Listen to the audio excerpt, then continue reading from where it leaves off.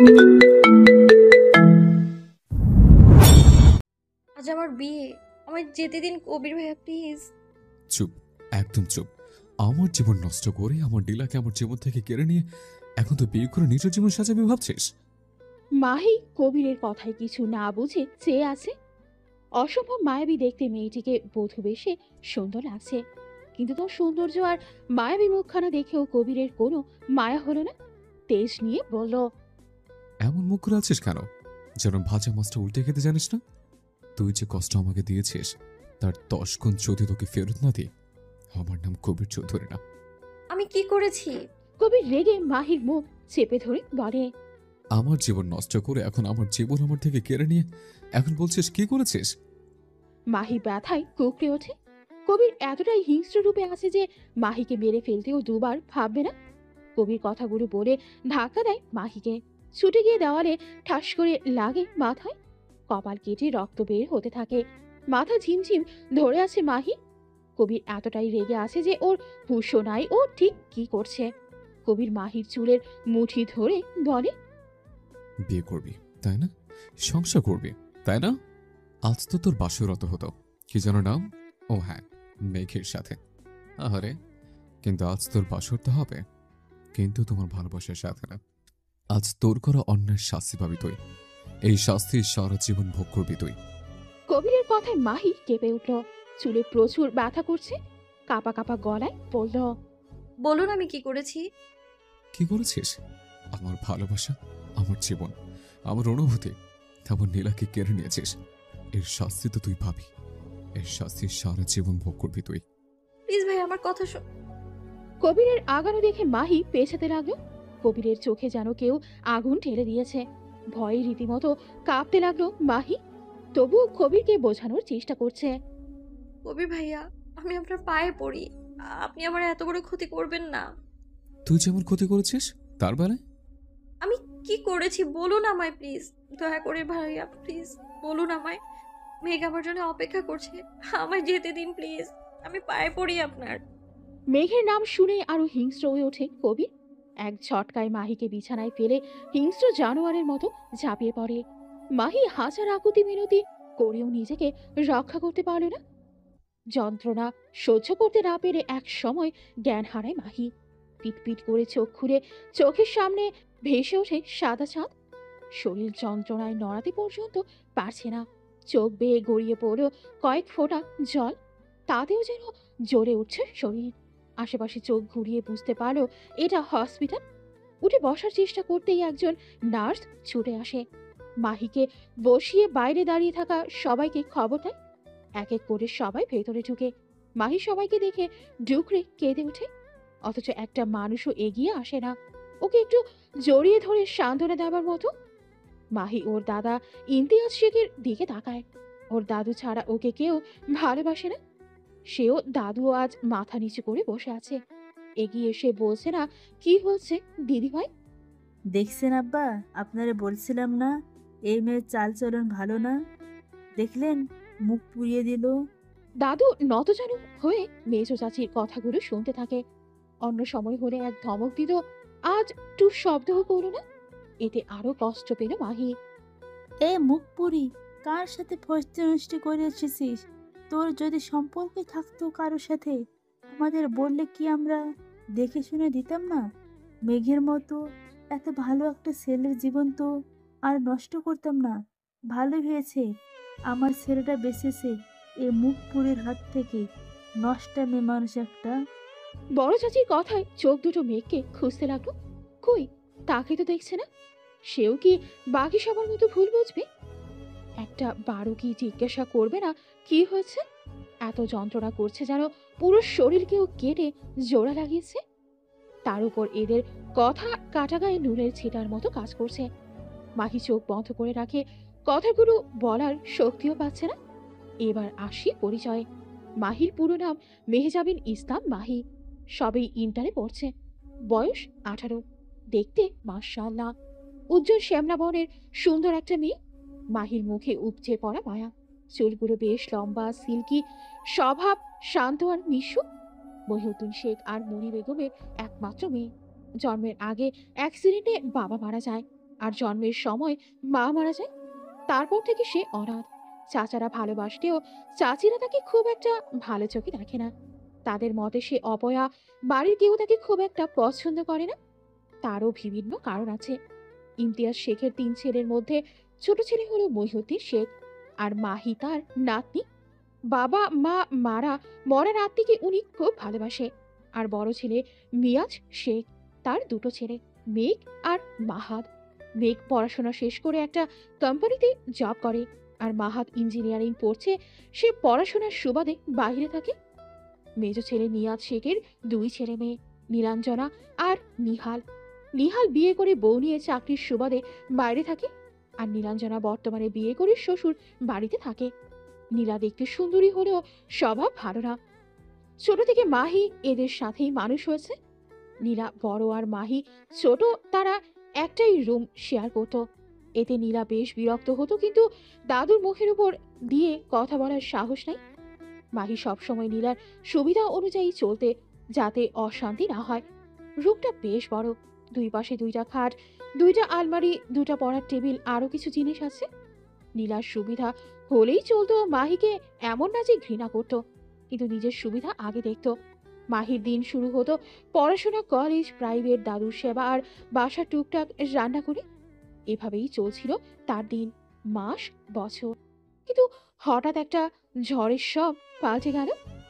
মাহি চোখ খুলে সামনে কাউকে দেখে চমকে ওঠে। কবির তার দিকে ঝুঁকে আছে। মাহিকে চোখ খুলতে দেখে কবির শার্টের হাতা ফোল্ড করতে করতে বলে, তুই যদি আমার কথা কাউকে বলেছিস তো আমি কাল রাতের ভিডিও ভাইরাল করে দিব। মাহির চোখ বেয়ে জল গড়িয়ে পড়ল। লোকটা কতটা নিষ্ঠুর, কাল জানোয়ারের মতো আচরণ করে সেগুলো আবার ভিডিও করেছে। কালকের কথা ভাবলেও গা গুড়িয়ে উঠছে ওর। আর ভাইরাল করলে তোর দাদু তা দেখে সোজা উপরে। মাহি ভয়ার্ত চোখে তাকিয়ে আছে কবিরের দিকে। এখন ভেবে দেখ আমার নাম নেবে কিনা। মাহি কথা বলতে পারলে একে শ্রেষ্ঠ কাপুরুষের উপাধি দিত, কিন্তু কালকের ঘটনার জন্য সে সাময়িকভাবে বাক শক্তি হারিয়ে ফেলেছে। ও সরি, তুই তো আবার কথা বলতে পারবি না। ভেবে দেখ কি করবি। বলেই কবির চলে যায়। মাহির বাক শক্তি ফেরার পর সে শুধু বলেছে, ওরা চোখ বেঁধে দিয়েছিল। তা কয়জন তোকে? মেজু চাচির সবার সামনে করা প্রশ্নে বুক ফেটে কান্না আসছে। মনে হচ্ছে ধারালো কিছু দিয়ে নিজেকে শেষ করে দিতে। বলতে ইচ্ছে করছে, আমার কি দোষ? কেন এমন হলো আমার সাথে? মাহি আর কোনো উত্তর দিতে পারল না। কি রে বল, কয়জন? এবার মাহি আর চুপ থাকতে পারল না। এবার একটু চুপ করেন চাচি, আর কত? চাচি বিড়বিড় করতে করতে রুম থেকে চলে যায়। মাহি দরজা লক করে দেয়। অনেক টাকার পরও দরজা খুলে না। মাহি পুরো রুম খুঁজে একটা ধারালো কেচি পায়। সেটা দিয়ে নিজেকে আঘাত করার আগেই দরজা ভেঙে ভেতরে ঢুকে কবির। হাত থেকে কেচি ছুঁড়ে ফেলে দেয়। সবার সামনে ওকে কিছু না বলে সবার কাছে ভালো সাজার জন্য 2-4টে কথা বলে বেরিয়ে যায়।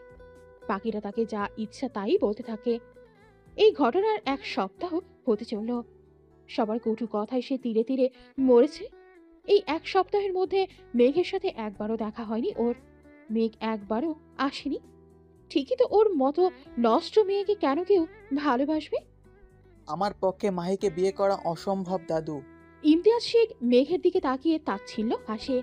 এই মেঘে কিনা মাহিকে বিয়ে করার জন্য দাদুর কাছে কত মিনতি করেছে, কত ভালোবাসা দেখিয়েছে। সবার সামনে কথাটা বলেই ঠায় দাঁড়িয়ে রইল মেঘ। আব্বা, আপনি এখন আমার ছেলেকে ওই নষ্ট মেয়েকে বিয়ে করতে বলবেন না। মেঘ বলে দিয়েছে ও বিয়ে করবে না। নষ্টা কথাটা কানে যেতেই কবিরের কেমন যেন লাগলো। নিজে বিড়বিড়িয়ে উচ্চারণ করলো, নষ্ট। না জানি কয়জন মিলে শরীরটারে ছিঁড়ে খাই। আর সহ্য হলো না কবিরের। ইনাফ, ব্যাস অনেক বলেছেন আপনি। কতটুকু বলেই কবিরের চোখ যায় সিঁড়ি বেয়ে ছাদে ওঠা মাহির দিকে। সেদিক থেকে চোখ সরিয়ে আবারও কিছু বলতে যাবে, হুট করে কি মনে করেই ছাদের দিকে দৌড়ায় কবির। হঠাৎ এভাবে দৌড়াতে দেখে সবাই সেদিকে তাকায়। এবার সবাই সেদিকে দৌড় দেয়। ছাদের দরজা ভেতর থেকে লাগানো দেখে সবাই মাহিকে ডাকতে থাকে। কবিরের কেন যেন খুব অস্থির লাগছে। মনে হচ্ছে এই বুঝি সব শেষ হয়ে গেল। কবির পাশে পড়ে থাকা রড দিয়ে টিনের দরজা কিছুটা ফুটো করে ওর মধ্যে হাত ঢুকিয়ে দেয়। এতে টিনে হাত কেটে রক্ত বের হতে থাকে। কবির ছিটকিনি ভেতরে থেকে খুলে ফেলে, সবাই ঢুকে পড়ে। দাদু সহ সবাই মাহির দিকে এগিয়ে যেতেই মাহি কান্না করতে করতে পিছাতে লাগলো। কেউ আসবে না, আমি আব্বু আম্মুর কাছে যাব। তারা কেন আমায় এই দুনিয়ায় একা রেখে চলে গেছে আমি জানতে চাইবো তাদের কাছে। আল্লাহ কেন আমাকেও নিয়ে নেয়নি। মাই কথা বলছে আর পেছাচ্ছে। দেখ পিচ্ছি, আর এগুস না। আমি তোকে বিয়ে করব, তবুও তুই পিছাস না, পড়ে যাবি। কি বলছিস এসব? তুই না আমার কসম। এনাফ মা, এনাফ। তুই ওকে বিয়ে করলে আমার মরা মুখ দেখবি। মাহি একদম ধারে চলে আসে, আর এক কদম মাহি পড়ে যেতেই সবাই মাহি বলে চিৎকার করে ওঠে। কিন্তু পড়ার আগেই এক শক্তিশালী হাত ওর হাত ধরে এক টান দেয়, একদম বুকে এসে পড়ে মাহি। এতক্ষণ শ্বাস আটকে আসছিল কবিরের। মাহিকে বুকে জড়িয়েই স্বস্তির নিঃশ্বাস ফেলে কবির। মাহি কবিরের শার্ট খামচে ধরে জোরে কেঁদে দেয়। আমি আর পারছি না, আমি বাঁচতে চাই না, আমাকে আব্বু আম্মুর কাছে যেতে দাও। ওর কান্না যেন কবিরের বুকে তীরের মতো বিচ্ছে। সে তো শাস্তি দিতে চেয়েছিল, তাহলে ওর কেন এমন হচ্ছে? মনে হচ্ছিল এক্ষুনি সব হারিয়ে ফেলেছিল। কবির ওকে দু হাতে জড়িয়ে ধরে। মাহি কবিরের বুকে জ্ঞান হারায় অতিরিক্ত স্ট্রেসের কারণে। কবির মাহির দিকে এক পলক তাকিয়ে করে তুলে নেয়, রুমে এনে শুইয়ে দিয়ে বের হয়ে যায়। একটু পরেই ফিরে আসে। মেঘ মাহির মাথায় হাত বোলানোর জন্য হাত এগোতেই কবির চিৎকার করে ওঠে। মেঘ হতভম্ব হয়ে দাঁড়িয়ে আছে। তোকে আন্টি ডাকছে, জলদি যা। উনি আবার কিছু করো না, বসে আমি আছি মাহি। মেঘ অনিচ্ছা সত্ত্বেও একবার মাহির দিকে তাকিয়ে বের হয়ে যায়। মেঘ যেতেই কবির মাহির কাছে গিয়ে বসে। খোলা চুলে পাগলের মতো লাগছে, চোখ মুখ ফুলে গেছে, চেহারা কয়দিনেই বদলে গেছে। চোখের নিচে মোটা কালি পড়েছে, ঠোঁটগুলো শুকনা হয়ে গেছে। হঠাৎই মাহি বিড়বিড় করে বলে, প্লিজ ছেড়ে দিন আমায়, প্লিজ। আমার অনেক কষ্ট হচ্ছে, সহ্য হচ্ছে না আর না। কবিরের সেদিনের চিৎকার যেন কানে আসছে। আনমনেই চোখ বেয়ে পানি পড়ছে। ঝট করেই মাহিকে বুকে টেনে নেয় কবির। কি তীব্র যন্ত্রণা হচ্ছে বুকে। হঠাৎ নিজের পরিবর্তন দেখে হতবাক কবির। মাহি কবিরের বুকে শান্ত হয়ে যায়। ওনাকে মানসিক চাপ আর দিয়েন না প্লিজ। মেয়েটা নিহাতি বাচ্চা, তার উপর ফিজিক্যাল টর্চার। আপনারা কি মানুষ? আপু, আমি মাহেরকে বিয়ে করব, আজ এবং এক্ষুনি। ভাইয়ের মুখে হঠাৎ এমন কথায় হতভম্ব হয়ে যায় ডক্টর কবিতা চৌধুরী। কবিতার উত্তরের আশা না করে দাদুর সামনে এসে দাঁড়ায় কবির। তিনিও হতভম্ব। আপনার নাতির হাত চাইছি, আপনি দিলেও নিব, না দিলেও নিব। কবিতা কিছু বলার জন্য মুখ খুলতেই কবির বলে, যা বলার বিয়ের পর বলবি, এর আগেই কিছু বলবি তো সব শেষ করে ফেলবো। কবিতা কিছু বলতে গিয়েও থেমে যায়। ভাইয়ের রাগ সম্পর্কে ধারণা আছে তার। ওর যে হাজার গুণ ভালো মেয়ে পেয়ে যাবে। সরি দোস্ত, কিন্তু ওকে পাবি না।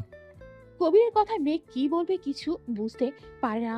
সে এখনো এটাই বুঝছে না কবির কেন মাহিকে বিয়ে করবে। কবিতা মাহিকে জামদানি লাল একটা শাড়ি পরিয়ে দেয়, হালকা সাজিয়ে দেয়, তবে এতেই মায়াবতী লাগছে মাহিকে। মাহি নিঃসুপ নির্বাক, মনে হচ্ছে সে একটা পুতুল। সে যেই দিকে ঘোরাচ্ছে সে সেই দিকেই ঘুরছে। মুখে হাসির ছিটে ফোটাও নাই, থাকবেই কিভাবে? সবার এমন ভয়ানক রূপ দেখে সে কিছু বলতে পারছে না, সহ্য করা ছাড়া। দাদুকে সে মানা করেছিল কবিরকে সে বিয়ে করবে না। দাদু আগে কিছু না শুনেই কসম দিয়ে দেয়। মাহির ইচ্ছে করছে এই দুনিয়া থেকেই চলে যেতে, দূরে চলে যেতে। বিয়ে সম্পন্ন হয়েছে। কবির দাদুর কাছে গিয়ে বিদায় নেয়।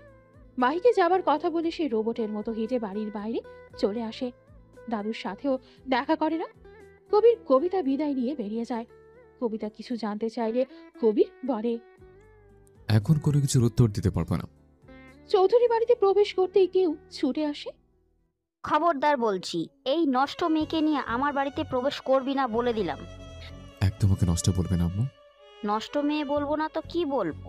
তোর সাহস কিভাবে হয় এই মেয়েকে নিয়ে আমার বাড়িতে আসিস? মাহি এখন আমার বউ। আমি মানি না এই বিয়ে, না মানি ওকে তোর বউ। তুমি মানো আর না মানো, মাহি আমার বউ। আজ থেকে ওই বাড়িতেই থাকবে। কবির, আমি তোর মা হই। রিয়েলি? মা বুঝি ছেলে মেয়ে ছেড়ে অন্য করে হাত ধরে পালিয়ে যায়? কবিরের কথায় কাজল বেগম আর কিছু বলে না। নিজের ছেলে যে তাকে এত ঘৃণা করে, অবশ্য এটা ওর প্রাপ্য। সে তো ভুল করেছে। কবির, তোমার মা হয় কাজল, এভাবে কথা বলতে পারো না। হুইল চেয়ারে বসা একজন লোক এগিয়ে আসে কথাটা বলে। কবির লোকটাকে দেখে মাথা নিচু করে রাখে। দাদু, আমি মাহিকে বিয়ে করেছি। ও আজ থেকে আমার বউ, আর ও এই বাড়িতেই থাকবে। বিয়ে যখন করেছে তখন ও এখানেই থাকবে। তবে তুমি যে ওর মতন নির্যাতিত মেয়েটার পাশে দাঁড়িয়েছ, এতে আমি অনেক খুশি। নির্লজ্জ কিছু মানুষের জন্য মেয়েটার জীবন নষ্ট হয়ে যেত। যা হয়েছে এতে মাহির দোষ কোথায়? কিন্তু আব্বা, আপনি এই মেয়েকে... চুপ কর কাজল, আজ থেকে ও এই বাড়ির বউ, এটা তোমাকে মানতে হবে। কবিতা দিদিভাই, যা ওকে রুমে রেখে আসো। কবিতা, মাহিকে উপরে নিয়ে যা। কবিতা মাহিকে ঘরে রেখে সে নিজের রুমে যায়। মাহি কোনো দিক না তাকিয়ে চুপ করে সোফায় গিয়ে বসে। শরীর বড্ড অচল লাগছে তার। শরীরের সাথে তো নিজেকে মানিয়ে নিয়েছে, কিন্তু মনের অজানা প্রশ্নগুলো তাকে কুড়ে কুড়ে খাচ্ছে। সে এমন কি করেছে যার জন্য তাকে এত বড় শাস্তি পেতে হচ্ছে? কবির ভাইয়ের সাথে তো আমার সম্পর্ক তেমন চেনা জানা ছিল না, তাহলে সে কি এমন করলো যার প্রতিশোধ নিল এভাবে সে? অনেক প্রশ্ন হলেও উত্তর তার কাছে অজানা। দিনটা ছিল শুক্রবার। ছাদের এক কোণে বসে লুডো খেলায় মগ্ন ছিল মাহি আর পাশের বাসার বান্ধবী নীলা। আর ওর বান্ধবী বিকেলে বেশ সেজেগুজে ছাদের একপাশে বিভিন্ন পোজে ছবি তুলছিল। হঠাৎ কাউকে দেখে চরম অবাক হয়ে তাকায়। এই আরু, আমি যা দেখছি তুইও কি তাই দেখছিস? কি? ওইটা কবি চৌধুরী না, আমাদের ভার্সিটির ক্রাশ বয়? ও এম জি, এ তো সে সুদর্শন সুপরিশ কবির চৌধুরী, আমার ক্রাশ। কিন্তু উনি তোদের বাসায় কি করছে রে? জানি না। হতে পারে তোকে পছন্দ, তুই তো ভার্সিটির সেরা সুন্দরী। নীলা লাজুক হাসে। গাড়িতে হেলান দিয়ে দাঁড়িয়ে ফোন দেখছে কবির। কানে লাগিয়ে বিরক্ত হয়ে ফোন কেটে দেয়। কাউকে কল করছে হয়তো। এমন সময় 3 কোয়ার্টার প্যান্ট পরে এক প্রকার ছুটে আসে মেঘ কবিরের কাছে। এই দেখ মেঘ ভাইয়া, কবিরের সাথে কথা বলছে। মেঘ ভাইয়া কি কবিরকে চেনে? চিনলে তো জমে ক্ষীর দোস্ত, ভাব জমানো যাবে, কি বলিস? এই দেখ দেখ, মেঘ ভাইয়া কবিরকে টেনে নিয়ে আসছে তোদের বাসায়। চল নিচে গিয়ে বিষয়টা দেখি। নীলা আরু নিচে আসে। ড্রয়িং রুমের সোফায় বসে আছে কবির। নীলা আরু দূর থেকে দেখছে। এদিকে চরম বিরক্ত হয়ে বসে আছে কবির। ফুল স্পিডে ফ্যান চলছে, তবুও ঘেমে একাকার অবস্থা। এসিতে থাকা মানুষদের তা হয় আর কি। ফোন হাতে কাউকে কল করে কবির মেঘদের বাসায়। শালা, রাখ তোর মজা। গরমে আমার অবস্থা নাচে হাল। তোরা তো ভাবছিস কেন? আমি তো এই রাখছি, থাম। হঠাৎ গানের মধুর স্বরে থমকে যায় কবির। আমার একলা আকাশ থমকে গেছে রাতের স্রোতে ভেসে, শুধু তোমায় ভালোবেসে। কবির গানের মধুর কণ্ঠ শুনে সেদিকে এগিয়ে যাচ্ছে, যেন কোনো একটা কিছু তাকে টানছে। আমার দিনগুলো সব রং চিনেছে তোমার কাছে এসে, শুধু তোমায় ভালোবেসে। গানের আওয়াজ শুনে সিঁড়ি বেয়ে ছাদে যাচ্ছে কবির। ভেসে আসছে গিটারের টুংটাং শব্দ। কবির ছাদের দরজার কাছে আসতেই মেঘ ডাক দেয়। এখানে কি করেছিস? চল, আমি রেডি। 1 মিনিট। বলেই ছাদের দরজা খুলতেই চোখ যায় অতি সুন্দরী এক রমণীকে। হাতে গিটার নিয়ে টুকটাক আওয়াজ করছে পাশেই বসা মেয়েটি। বলে, উফ, কি সুন্দর আওয়াজ রে তোর, আমি ফিদা। এই মেয়েটাকে? ও নীলা, আমার কাজিন, আর পাশেরটা ওর বান্ধবী। কেন, কি হয়েছে? না, কিছু না, চল। কবির সেদিন চলে আসলেও দাগ কেটে যায় মনে সেই মধুর কণ্ঠে গাওয়া গান। এরপর প্রায়ই শুক্রবার কবির বিভিন্ন বাহানায় নীলাঞ্জনার গান শুনতে যেত, আর ভার্সিটিতেও টুকটাক কথা বলতো। এভাবে একটু একটু করে সম্পর্ক এগিয়ে যাচ্ছে তাদের। রাগ, মান, অভিমান, কান্না, হাসি মিলিয়ে তাদের ভালোবাসা শুরু হয়। 1 বছর তারা রিলেশনে কন্টিনিউ করে। কবির পাগলের মতো ভালোবেসেছে নীলাকে। কিছু পড়ার শব্দে ঘোর কাটে কবিরে। ব্যালকনি থেকে রোমে আসে। গ্লাস পড়ে ভেঙে গেছে। বাতাসে উড়ে যাচ্ছে পর্দা। হঠাৎই চোখ যায় ঘুমন্ত বাহির দিকে। কি সুন্দর নিষ্পাপ শিশুদের মতো ঘুমাচ্ছে। কিন্তু মাহির এমন ঘুম সহ্য হলো না কবিরের। উঠে গিয়ে এক ঝক পানি ঢেলে দিল মাহির মুখে। মাহি ধরফড়িয়ে উঠে বসে। বাসরাতে কি ওইভাবে ঘুমায় বউ? আসো, আদর করি। কবিরের কথায় আতঙ্ক প্রকাশ পেল মাহির চেহারায়। এমন ভয় পাওয়া ফেস দেখে কবিরের রাগ হলো না, প্রচুর হাসি পেল। না হেসে মুখে রাগে ভাব ফুটিয়ে মাহির মুখের দিকে এগোতেই মাহি ঠাস করে কবিরের গালে চর বসিয়ে দেয়। কবির হতবাক হয়ে তাকিয়ে আছে। একদম ছুবেন না আমায়। আপনার স্পর্শে গা ঘিন ঘিন করে আমার। অনেক করেছেন আপনি। বলেন কি কারণে আপনি আমার সাথে এমনটা করলেন? কি ক্ষতি করেছি আমি আপনার? কবির রেগে মাহির চুলের মুঠি ধরে বলে। তোর সাহস কিভাবে হয় তুই আমাকে থাপ্পড় মারিস? মাহিও রেগে বলে। আর আপনার সাহস কিভাবে হয় আমার তুলে এনে রেপ করে আবার আমার বিয়ে করার? যা চাই তা তো পেয়েই গেছেন। আর কি চাই আপনার? বলেন কি করেছি আমি আপনার সাথে? কি করেছিস? আমার নীলাকে আমার থেকে দূর করেছিস। কোন নীলা? হ্যাঁ, এখন তো বলবি কোন নীলা। মাহি অবাক হয়ে বলে। নীলা আপু? কেন করলি এমন? কি ক্ষতি করেছি আমি তোর? বল। আমি কি করেছি? কি করেছিস? তুই আজ আমাকে সে মেসেজ না করলে আমার নীলার বিয়ে কিছুতেই হতে দিতাম না। কি? কোন মেসেজ? হ্যাঁ, এখন তো বলবি কোন মেসেজ। তোর মতো মেয়েরা এছাড়া আর কি পারে।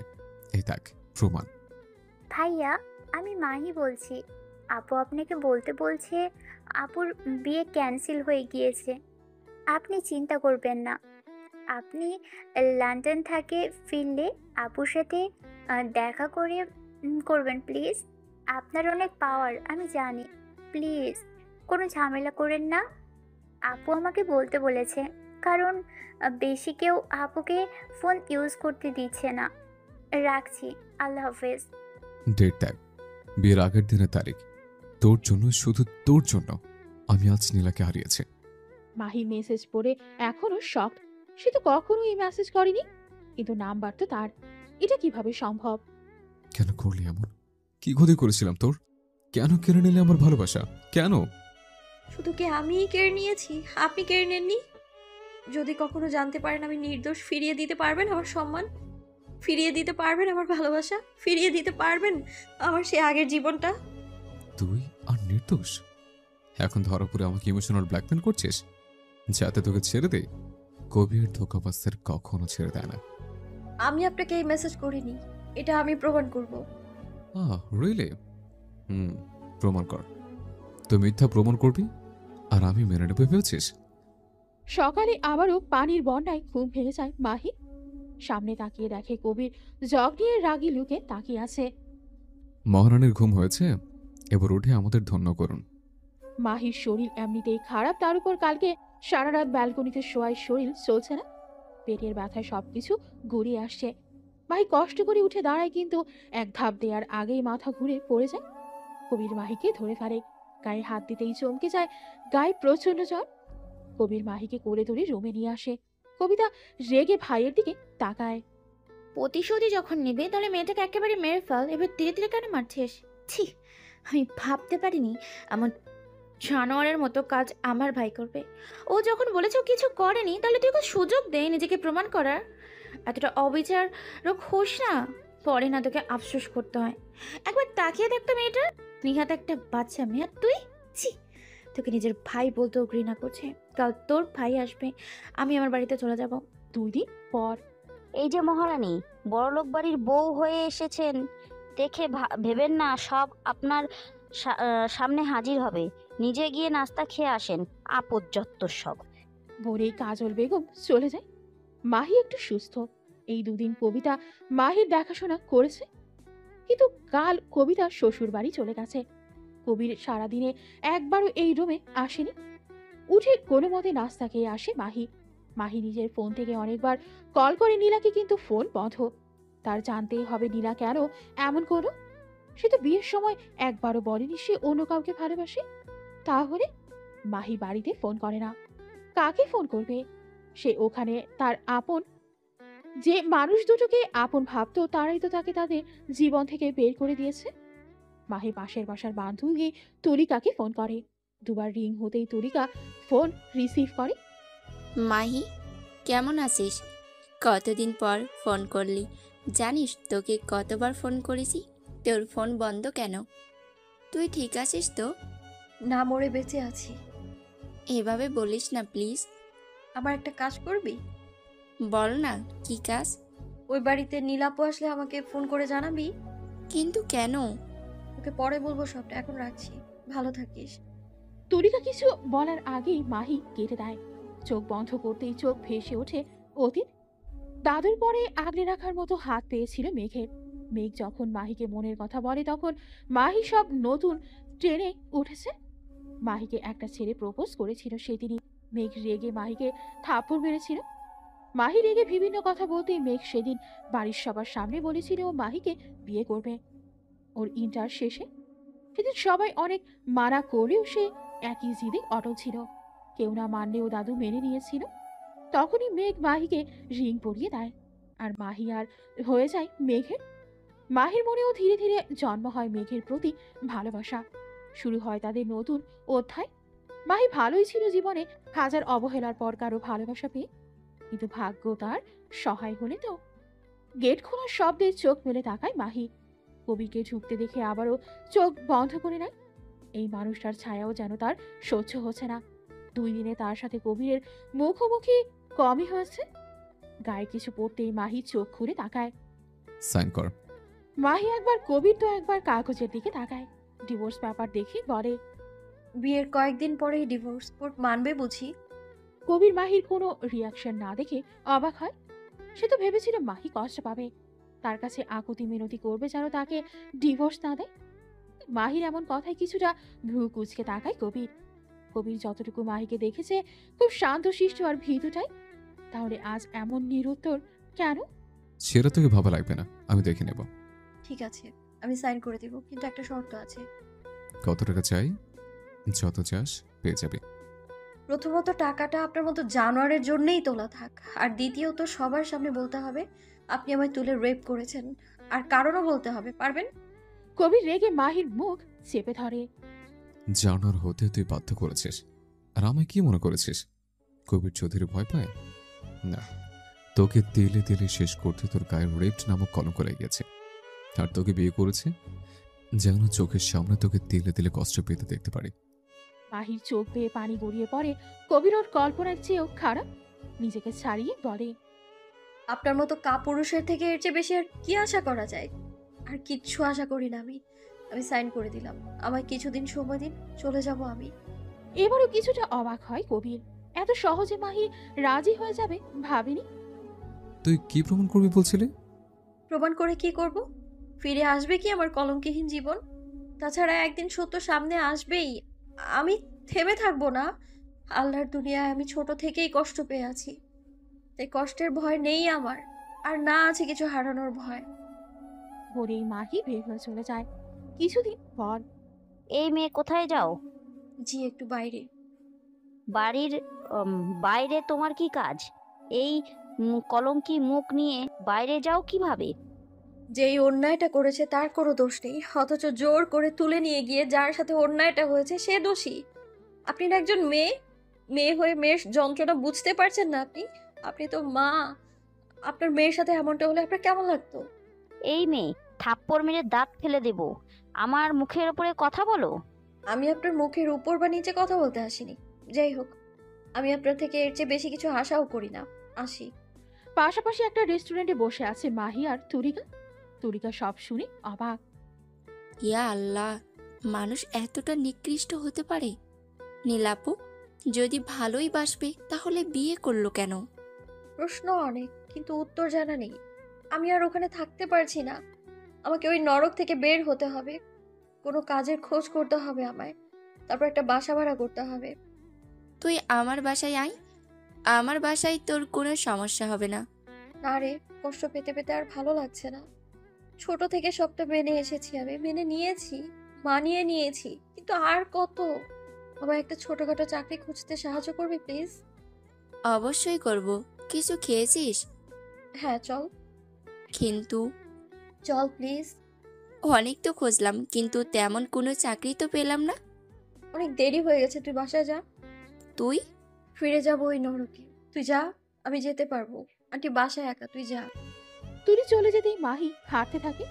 চারিদিকে সন্ধ্যা হয়ে এসেছে, শরীর যেন তার চলছে না। নামাজের জন্য মানুষের ভিড় কম, কেমন শুনশান পরিবেশ। আগে হলে মাহি ভয়ে এক কদমও ফেলতো না, আর এখন এই অন্ধকার রাস্তার যেন তার সঙ্গী। হঠাৎ কারো চিৎকারে মাহি আশেপাশে তাকায়। চোর চোর! মাহি সামনে একটা লোককে আসতে দেখে পাশে থাকা ইট তুলে ছুঁড়ে মারে। লোকটার পায়ে লাগতেই লোকটা নিচে বসে পড়ে, আর পিছু করতে থাকা দুইটা লোক তাকে ধরে ফেলে। তারা মাহিকে ধন্যবাদ দেয়। মাহি আবারও নিজের পথে হাঁটতে থাকে। এখন আসার সময় হলো, কোথায় ছিলে? তার উত্তর আপনাকে দিতে বাধ্য নই আমি। কি বললি? খুব সাহস বেড়েছে, তাই না? আপনি আর এখন আমার স্বামী নন, তাই আমি কোথায় গিয়েছি সেটা আপনাকে বাধ্য নই আমি। তুই রাত ভরে ফষ্টি নষ্টি করবি আর আমাকে বলতে বাধ্য নয়?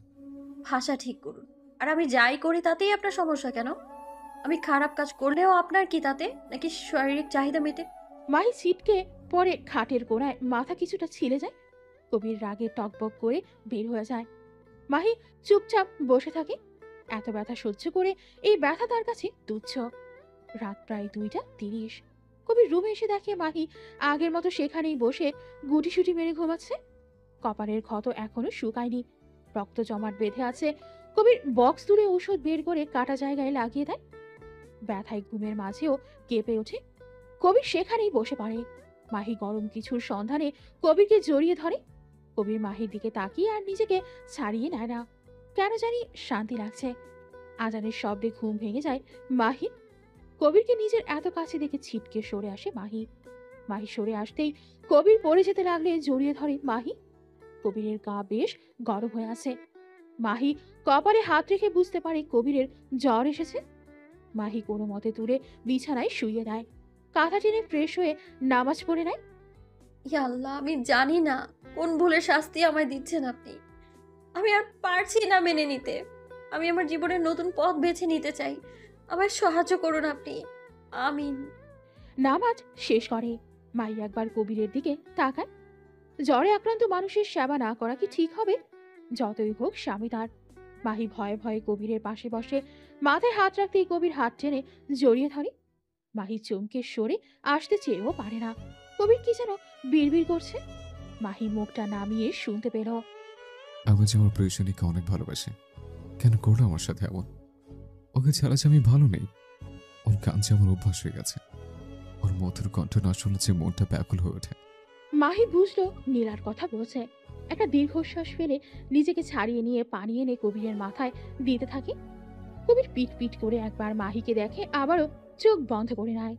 মাহি পানি ঢেলে এবার মাথা মুছিয়ে নেয়। কবির বারবার মাহির কাঁধে হেরে পড়েছে, এতে মাথা মুছতে সমস্যা হচ্ছে। কোনো মতে মুছিয়ে ঔষধ খাইয়ে দেয়। ঘড়িতে 6টা বাজে।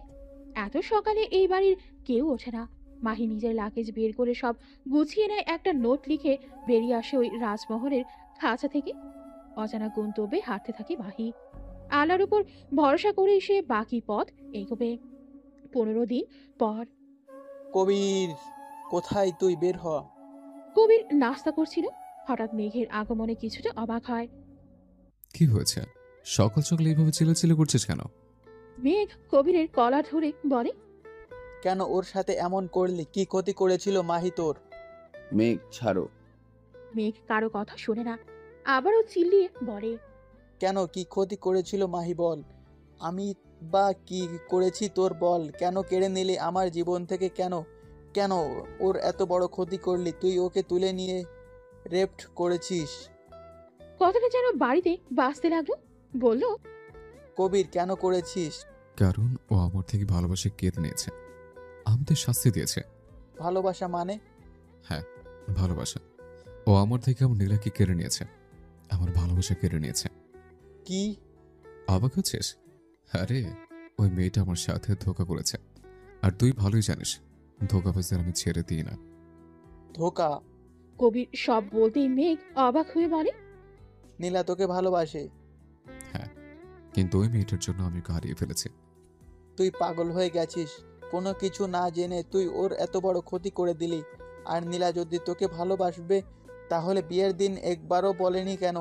তাছাড়া নীলা রিয়াদকে ভালোবাসে বিয়ে করেছে, কেউ ওকে জোর করেনি। তুই মিথ্যা বলছিস, নিজের ভালোবাসা বাঁচানোর জন্য মিথ্যা বলছিস। আমি মিথ্যা বলছি না, তুই ভালোই জানিস আমি মিথ্যা বলা পছন্দ করি না। আর মেসেজ এর কথা বলছিস না, সেদিন নীলার বিয়ে হয়, সেদিন মাহি সারাটাক্ষণ আমার সাথেই ছিল। ওর কাছে ফোন ছিল না, ও তো সেদিন ফোন খুঁজে পাচ্ছিল না। মেয়েটা সেদিন কত কেঁদেছিল। আমার দেওয়া ফোন সে হারিয়ে ফেলেছে বলে। আর মাহি মেসেজ করলে বাংলায় করে, ইংলিশে করে না। যদি তুই সত্যি বলিস তাহলে মেসেজ। জানি না, আজ থেকে তোর থেকে বন্ধুত্ব শেষ। মাহিকে ডেকে দে, আমি ওকে নিজের সাথে নিয়ে যাব, চলে যাব এখান থেকে অনেক দূরে। মাহি, মাহি। মাহি তো নেই, ও তোমাদের বাসায় নাই? আমাদের বাসায় মানে? বিয়ের পর ওর সাথে আমাদের কোনো কথা হয়নি, ওর ফোন বন্ধ। কিন্তু মাহি তো 15 দিন আগেই এ বাড়ি ছেড়ে চলে গেছে, আমি ভেবেছি ও তোমাদের বাসায় আছে। কি? ও বাড়ি ছেড়ে চলে গেছে আর এ কথা একবারও আমাদেরকেও জানানোর প্রয়োজন মনে করেননি? আই সোয়ার, যদি মাহির কিছু হয় আমি তোকে ছাড়বো না কবির। কবির ধপ করে বসে পড়ে। কিছুদিন পর মেঘ ক্লান্ত হয়ে বাসায় ফিরে এত খোঁজ করেও মাহিকে পেরো না মেঘ। মেঘ সোফায় বসে মাথা এলিয়ে দেয়। ফিরে আয় মাহি প্লিজ, তোকে নিয়ে দূরে কোথাও চলে যাব, আর কষ্ট পেতে দিব না। ফিরে আয় না প্লিজ, মাফ করে দে আমায়, আমি তোকে রক্ষা করতে পারিনি। মেঘের গাল বেয়ে কয়েক ফোঁটা জল গড়িয়ে পড়ে। মুখোমুখি বসে আছে মেঘ আর নীরা।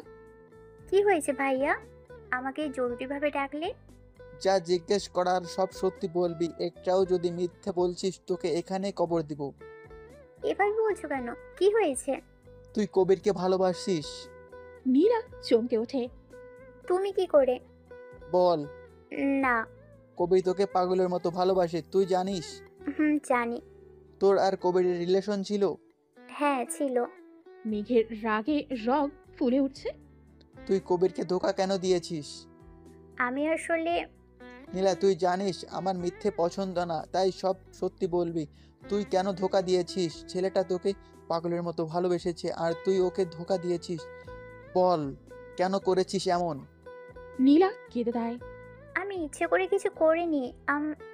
কিছু বলার আগে কারো শক্ত হাতের স্পর্শে গালে পড়ে নীলার। উপর তাকাতেই শক্ট হয়ে যায় নীরা। কাঁপতে থাকে শরীর। লাল টুকটুকে চোখে তাকিয়ে আছে গভীর, যেন চোখ দিয়ে আগুন বেরোচ্ছে। তুই কিছু করিস না? তুই কিছু করিস না, তাই না? না না না, আমি ধোকা দিইনি। অন্য কারো ভালোবাসা নিয়ে আমি থাকতে চাইনি। অন্য কারো ভালোবাসা মানে? আমি তোকেই ভালোবাসতাম। তুমি আমাকে না, তুমি সেই কণ্ঠের মালিককে ভালোবেসেছো। কি বলতে চাস? তুমি আমাকে না, মাহিকে ভালোবেসেছো, কারণ তুমি তার কণ্ঠের গানকে ভালোবেসেছো। আর সে আমি না, মাহি। কবির আবারও ধপ করে বসে পড়ে। মানে সবটা বল। ভার্সিটিতে প্রথম কবিরকে দেখে আমার ভালো লাগে, কিন্তু সব মেয়েদের সাথে কথা বলতো না। হাজার চেষ্টা করেও ওর আশেপাশে যেতে পারিনি। একদিন কবিরকে আমি আমাদের বাসায় দেখি তোমার সাথে। সেদিন জানতে পারি কবির তোমার বন্ধু। সেদিন আমাদের বাসায় বসেছিল আর মাহি ছাদে গান করছিল। কবির মাহির গানে মুগ্ধ হয়ে শুনছিল আর উপরে আসছিল। আমি বুঝতে পেরেছিলাম কবিরের মাহির গান পছন্দ, তাই কবিরের নজরে আসার জন্য সেদিন মাহিকে উঠিয়ে আমি গিটার হাতে বসেছিলাম। আর কবির আমার হাতে গিটার দেখে ভাবে আমি গান করেছি। গানের জন্য কবির ভার্সিটিতে আমার সাথে কথা বলতো, প্রায় করে বাসায় আসতো। তখন বাসায় আসতো, আমি মাহিকে গান করতে বলতাম, কবির ভাবতো গান আমি গাইছি। এভাবেই আমাদের সম্পর্ক শুরু হয়। ধীরে ধীরে বুঝতে পারি কবির আমার সৌন্দর্যকে না, সে গানের মালিককে ভালোবাসে। তবুও ভেবেছিলাম আমার রূপের প্রেমে তো পড়বে কখনো, কিন্তু না, এমনটা হয়নি। কবিরের ভালোবাসা আমাকে মুগ্ধ করত, কিন্তু তা আপন লাগতো না, যেন অন্য কারো ভালোবাসা আমাকে দিয়েছে। কবির ব্যস্ত হবার পর ধীরে ধীরে তার প্রতি ভালো লাগা কাটতে থাকে। তখন আমার জীবনের রিয়াদ আসে, আমাকে ভালোবাসে, আমাকে প্রপোজ করে। আমিও তার প্রতি আসক্ত হয়ে পড়ি। এভাবেই আমাদের সম্পর্ক শুরু হয়। আমি কবিরকে সবটা বলতে চেয়েও পারিনি। তাছাড়া মাহির তখন তোমার সাথে এনগেজ ছিল। বিয়ের আগের দিন যখন কবির আমাকে কল করে আমার ভয় হয়। আমি ভয়ে কবিরকে বানিয়ে বলেছি জোর করে আমায় বিয়ে দিচ্ছে। কবির রেগে তার সোর্স কাজে লাগাতে চাই, কিন্তু এতে বিপরীত হতো। তাই সেদিন মাহির ফোন থেকে মেসেজ করে দিই, পরে ওর ফোন থেকে সব মুছে দিই। কথা শেষ করতেই কবির রেগে নীলার গলা চেপে ধরে। নীলা হাত পা ছুটতেই মেঘ ওকে বাঁচিয়ে নেয়। কবির কিছু বলছে না, শুধু চোখ দিয়ে আগুন ঝরছে। রেগে আশেপাশে সব ভাঙচুর করে নীলার দিকে এগোতেই নীলা ভয়ে জড়সড় হয়ে যায়। তোর জন্য আমি নিজে আমার ভালোবাসার ক্ষতি করেছি। মাইকে খুঁজে না পেলে তোকে আমি ছাড়বো না।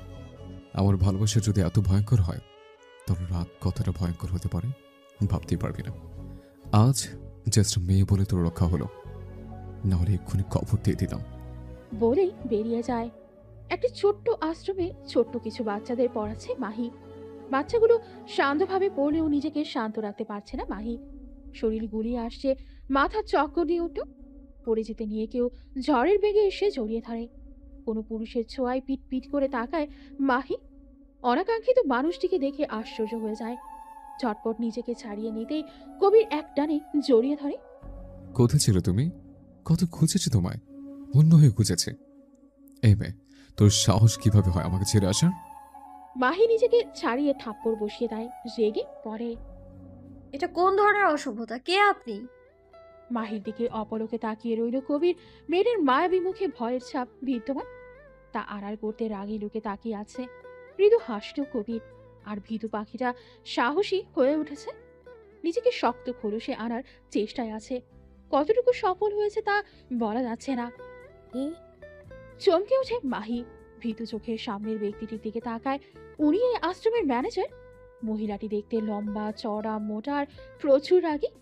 মাহি মাথা নিচু করে নেয়। তোমার সাহস দেখে তো আমি অবাক। তুমি কি করে ওনার গায়ে হাত তুলেছ? এখানে থাকার ইচ্ছা নেই বুঝি?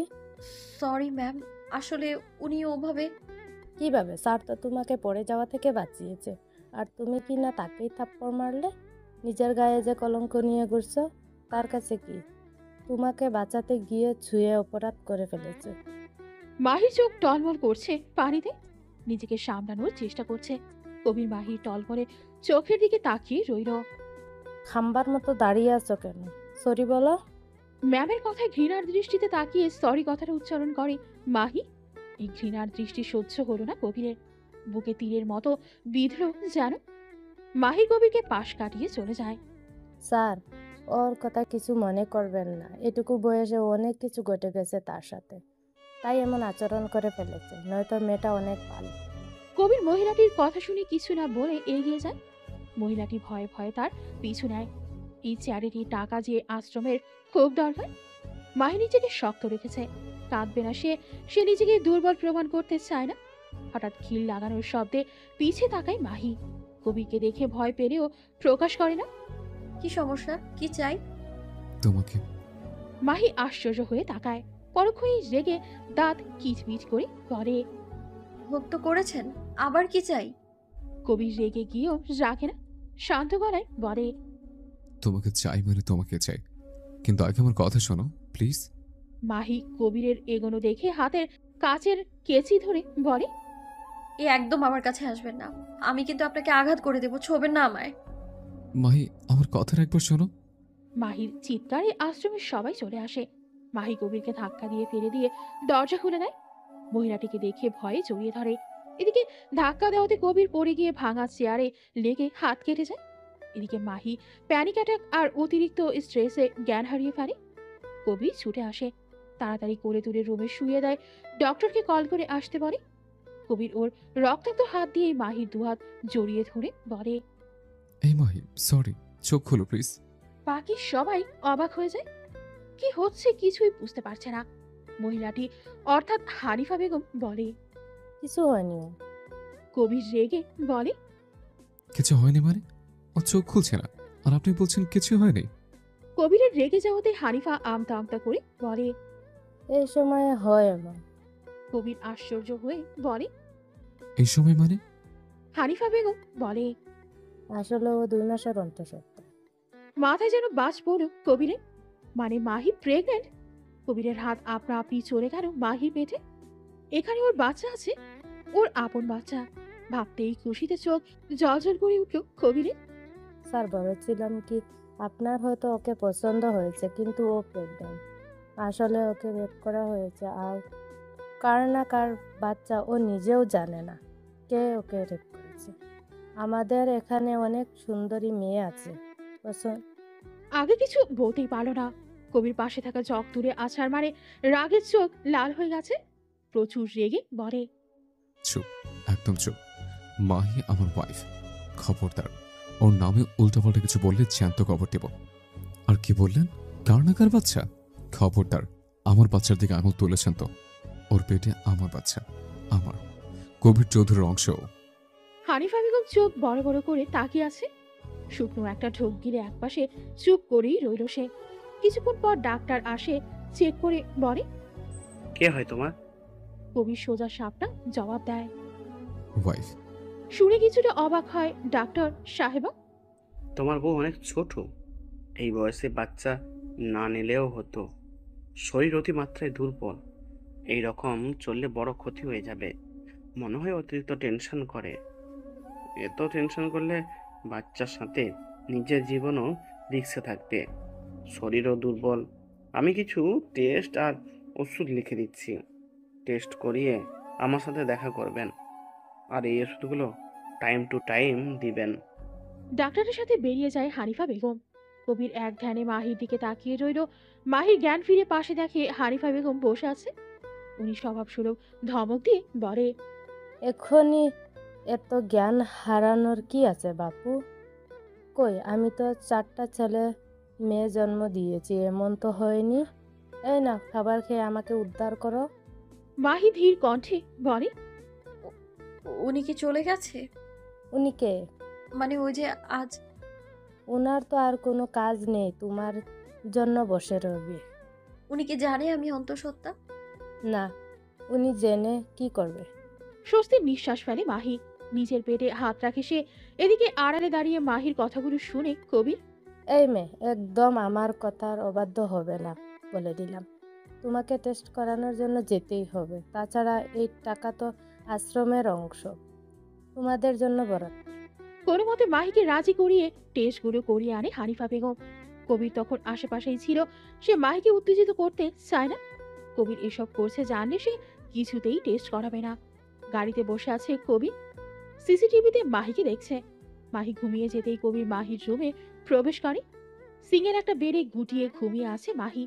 কবির মাথার কাছে বসে হাত বুলিয়ে দেয়, পায়ের তলায় তেল দিয়ে হালকা মালিশ করে দেয়। দূর থেকে এই দৃশ্য দেখে মুচকি হাসে হানিফা বেগম।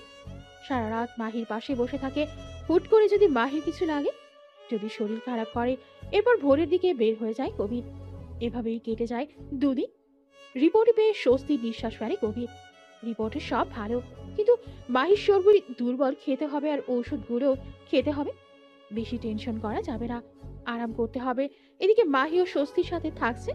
কবির আসছে না দেখে, কিন্তু সে তো আর জানে না কবির তার সামনে না থাকলেও তার সাথেই আছে, সর্বক্ষণ তাকে চোখে চোখে রাখছে। মাহি গোসল করে রুমে এসে ভেজা চুলগুলো শুকাচ্ছে। সদ্য গোসল করা রমনের দিকে তাকিয়ে আছে কবির। সে কখনো মাহিকে সেভাবে খেয়ালই করেনি।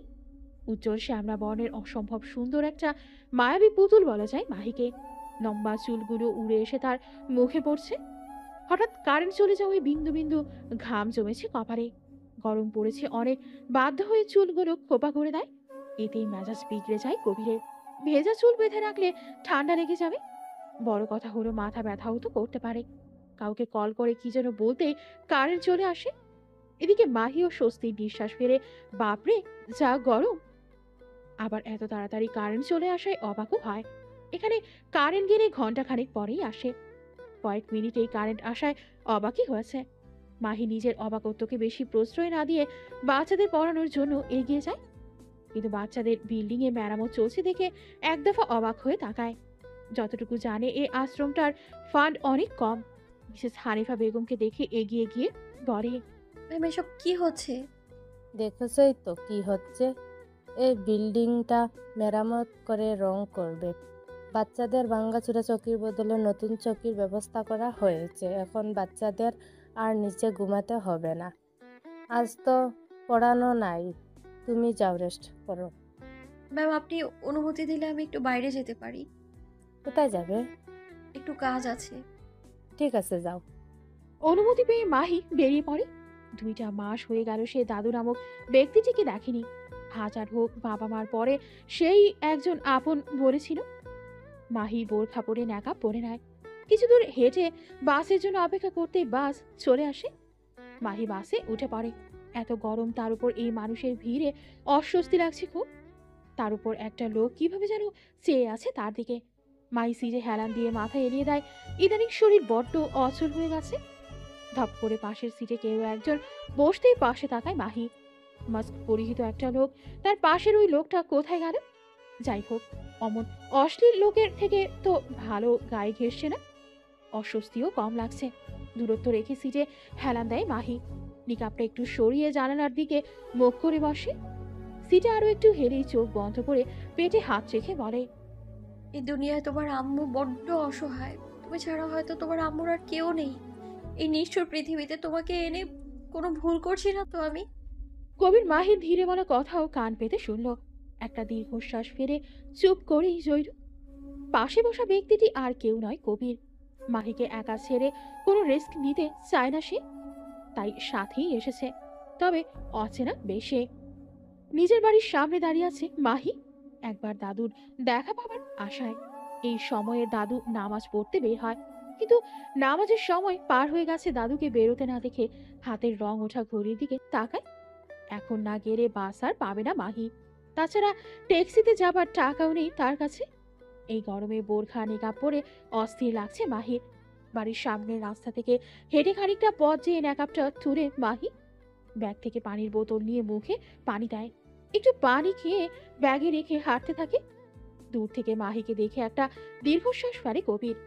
মাহি কিছু দূর হাঁটতে একটা রিস্কা এসে থামে তার সামনে।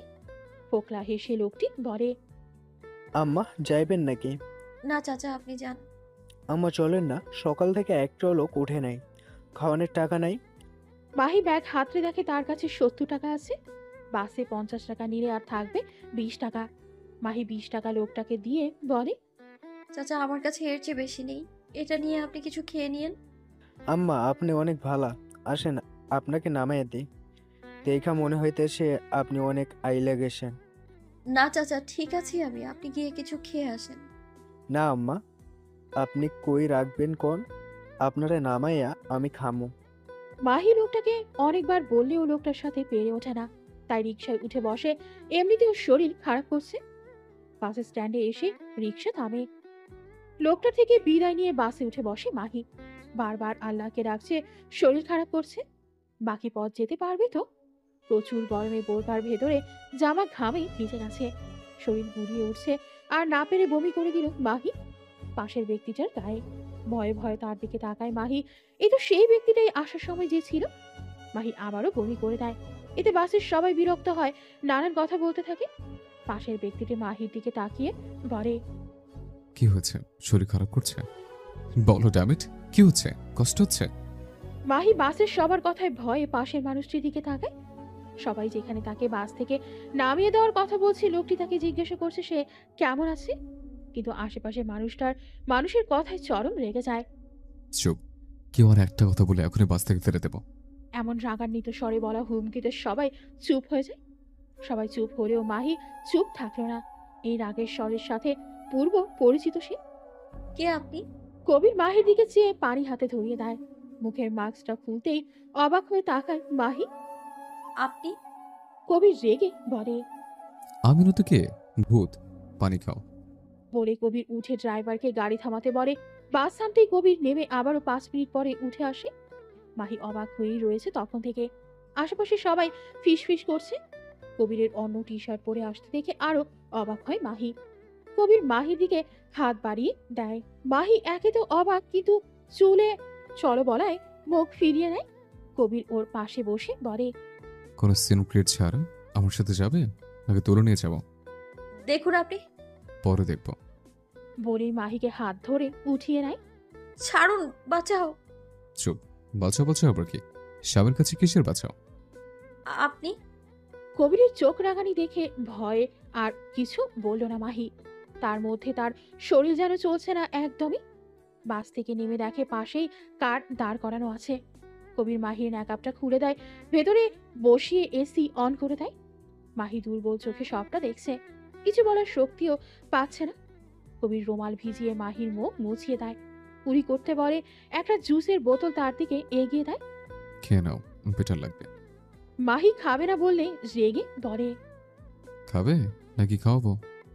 মাহি একটু খেয়ে নেয়। দুর্বল মাহিকে জড়িয়ে ধরে গাড়ি চালাতে ইশারা করে ড্রাইভারকে। মাহি নিজেকে ছাড়াতে চাইলেও পারে না, বিন্দুমাত্র শক্তি নাই, তবুও ছাড়াতেই হবে। শুয়ে থাকো। মাহি শুয়েই ঘুমিয়ে পড়ে। কবির মাহির মুখের দিকে তাকিয়ে চোখ নিচে কালি পড়েছে। চোখে মুখে স্পষ্ট টায়ার্ডনেস মাহির কপালে চুমু দিয়ে ভালোভাবে জড়িয়ে ধরে।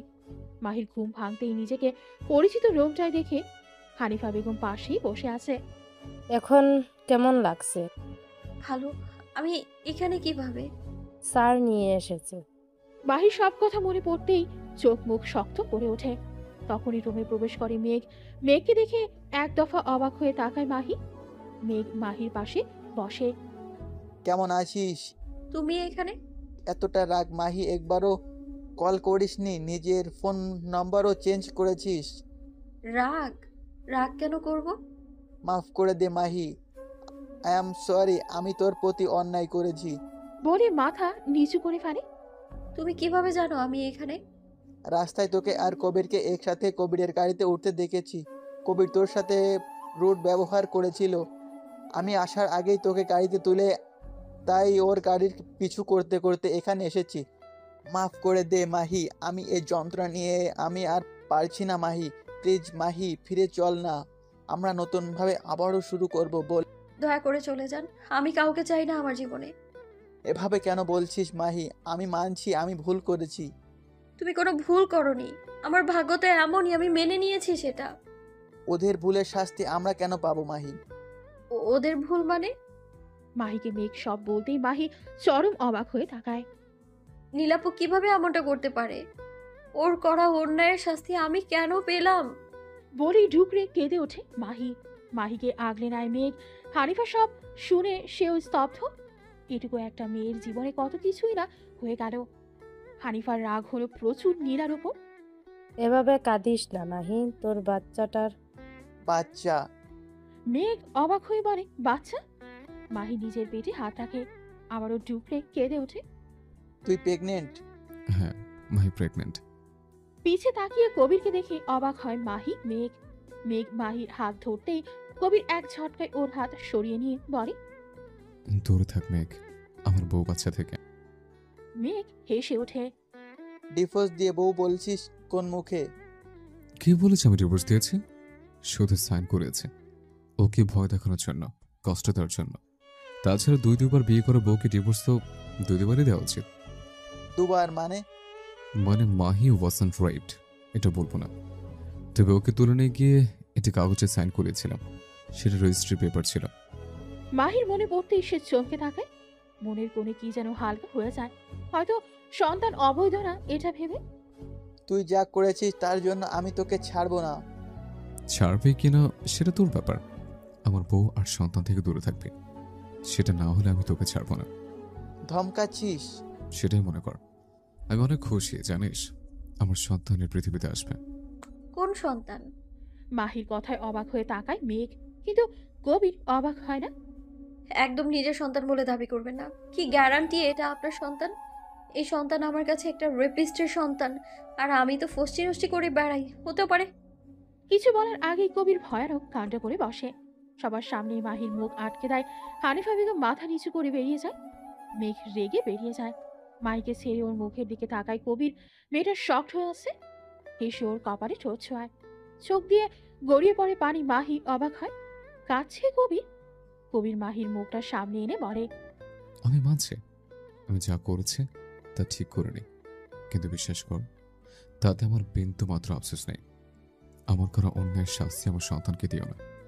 তুমি যে শাস্তি দেওয়ার আমাকে দাও, আমি টু শব্দও করবো না। তুমি যা বলবে তাই করব। যা বলবো করবেন? বলে দেখ। আমায় ডিভোর্স দিয়ে দিন। আমি পারবো না আপনার সাথে থাকতে। আমি জানি আপনি আমায় জোর করে আপনার সাথে থাকতে বাধ্য করবেন, কিন্তু আমি পারবো না থাকতে। কবির বিচলিত হয় না, খুব শান্তভাবে বলে, দিব। অবাক হয়ে তাকায় মাহি। কবির যে মেরে যাবে ভাবতেই পারিনি। তবে একটা শর্ত আছে। শর্ত? আমি জানি তুমি আমাকে ভালোবাসো না, ভালোবাসতে পারবেও না, এতে তোমার দোষ নেই। তবে শর্ত এটা যে আমার সন্তান এই পৃথিবীতে আসার পর তুমি আমাকে দিয়ে দেবে। মা হিসেবে কোনো অধিকার দেখাতে পারবে না। এরপর তুমি তোমার জীবন মেঘের সাথে শুরু করতে পারো। ও আমারও সন্তান। হ্যাঁ, আমি অস্বীকার করছি না, আমার বেঁচে থাকার জন্য আমার সন্তান আমার চাই। আমি চাই না আমার সন্তান তোমাকে ঘৃণা করুক। তাছাড়া তোমাদেরও তো ভবিষ্যতে। আর কিছু বলতে পারলো না কবির। গলা ধরে আসছে তার।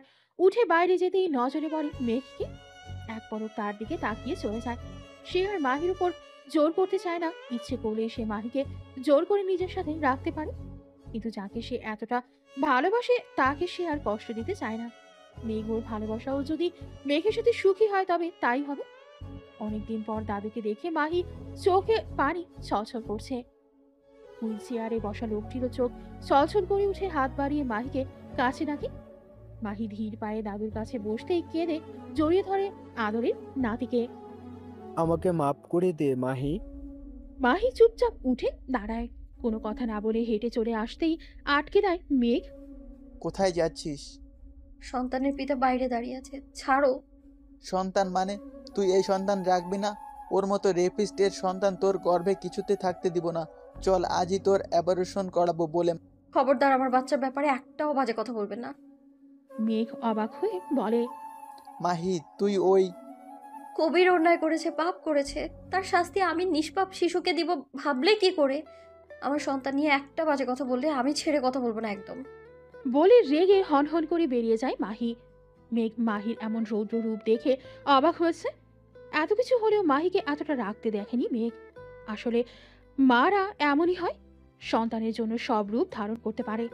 সহজ সরল মেয়েটাকে এভাবে রাখতে দেখে অবাক হয়েছে সবাই। মাহি? কবিরের ডাকে ওর দিকে তাকায় মাহি। ধন্যবাদ। কেন? আজকের জন্য। আপনি আবার এটা ভাববেন না যে আমি আপনার করা অন্যায়ের কথা ভুলে গেছি। এখন কোথায় যাচ্ছি? বাসায়। আপনার মা কি মানবে এটা আপনার সন্তান? উনি স্টপ মাহি। কে কি মানলো আর না মানলো তাতে কিচ্ছু যায় আসে না। নো মোর ওয়ার্ডস। হুট করে কবিকে রেগে যেতে দেখে চুপ হয়ে যায় মাহি। বাসায় পৌঁছাতেই দেখে কবিতা দাঁড়িয়ে আছে। মাহিকে দেখেই এসে জড়িয়ে ধরে। কেমন আছো মাহি? ভালো আপু, আপনি? ভালো না থেকে আর কোথায় যাব?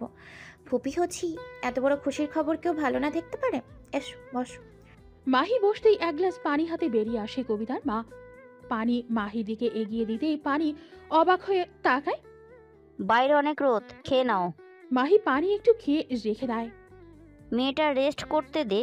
মাহি যাও, রুমে গিয়ে ফ্রেশ হয়ে নাও। আমি তোমার জন্য খাবার পাঠাচ্ছি, কবিরকে রুমে নিয়ে যা। কাজল বেগমের এমন ব্যবহারে অবাক হয় মাহি। কথায় কথায় যে তাকে এটা ওটা বলতো সে আজ এত ভালো ব্যবহার করছে। মাহি ধীর পায়ে রুমের দিকে যায়। দুদিন পরে। এই মাহি দেখো তো, এই বালা দুটো তোমার পছন্দ কিনা দেখি, হাত দাও। বিয়ের পর মেয়েদের হাত খালি থাকতে নেই, এটা সবসময় পরে থাকবে। এইটা আমার শাশুড়ি আমাকে দিয়েছে। কাজল বেগম কিছুক্ষণ থেমে বলে, আমার ব্যবহারে অবাক হচ্ছ? আমি জানি তোমার সাথে অনেক খারাপ ব্যবহার করেছি। আমি সব সত্যি জেনেছি। আমার ছেলের করা কাজের জন্য আমি লজ্জিত। এই রাগ, এই জিদ সবটাই ওর বাবা থেকে পেয়েছি। 15 বছর বয়সে এই বাড়ির বউ হয়ে এসেছিলাম। নিজের পরিবার আর ভালোবাসা ছেড়ে চলে এসেছিলাম এই পরিবারে। নিজের পরিবার আর ভালোবাসা ছেড়ে চলে এসেছিলাম এই পরিবারে।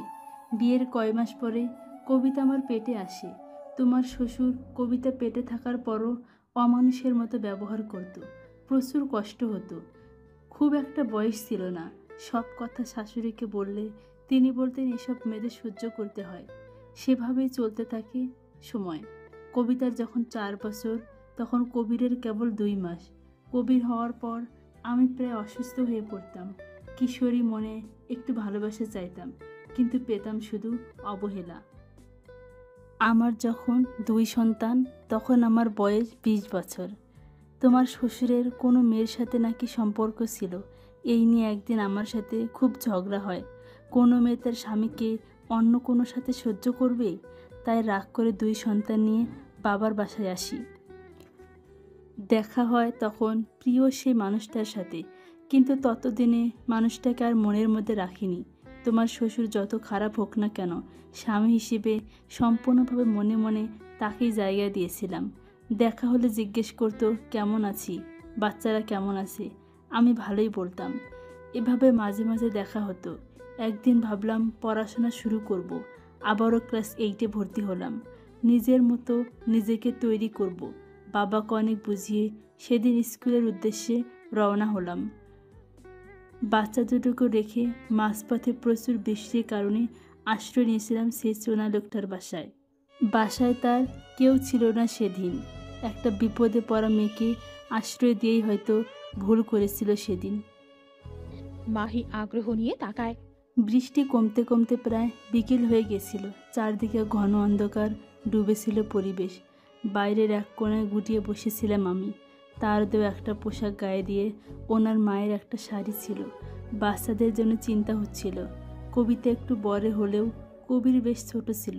আমাকে চিন্তা করতে দেখে উনি আমাকে বাড়ি পর্যন্ত এগিয়ে দিয়ে আসে সেই ওই বাদলের দিনে। আর সে ঝড়ের মধ্যে তখন ভিজতে ভিজতে আসছিল তোর শ্বশুর। আমাদের একসাথে দেখে উনি কোনো কিছু না জেনেই তা ভেবে বসে থাকে।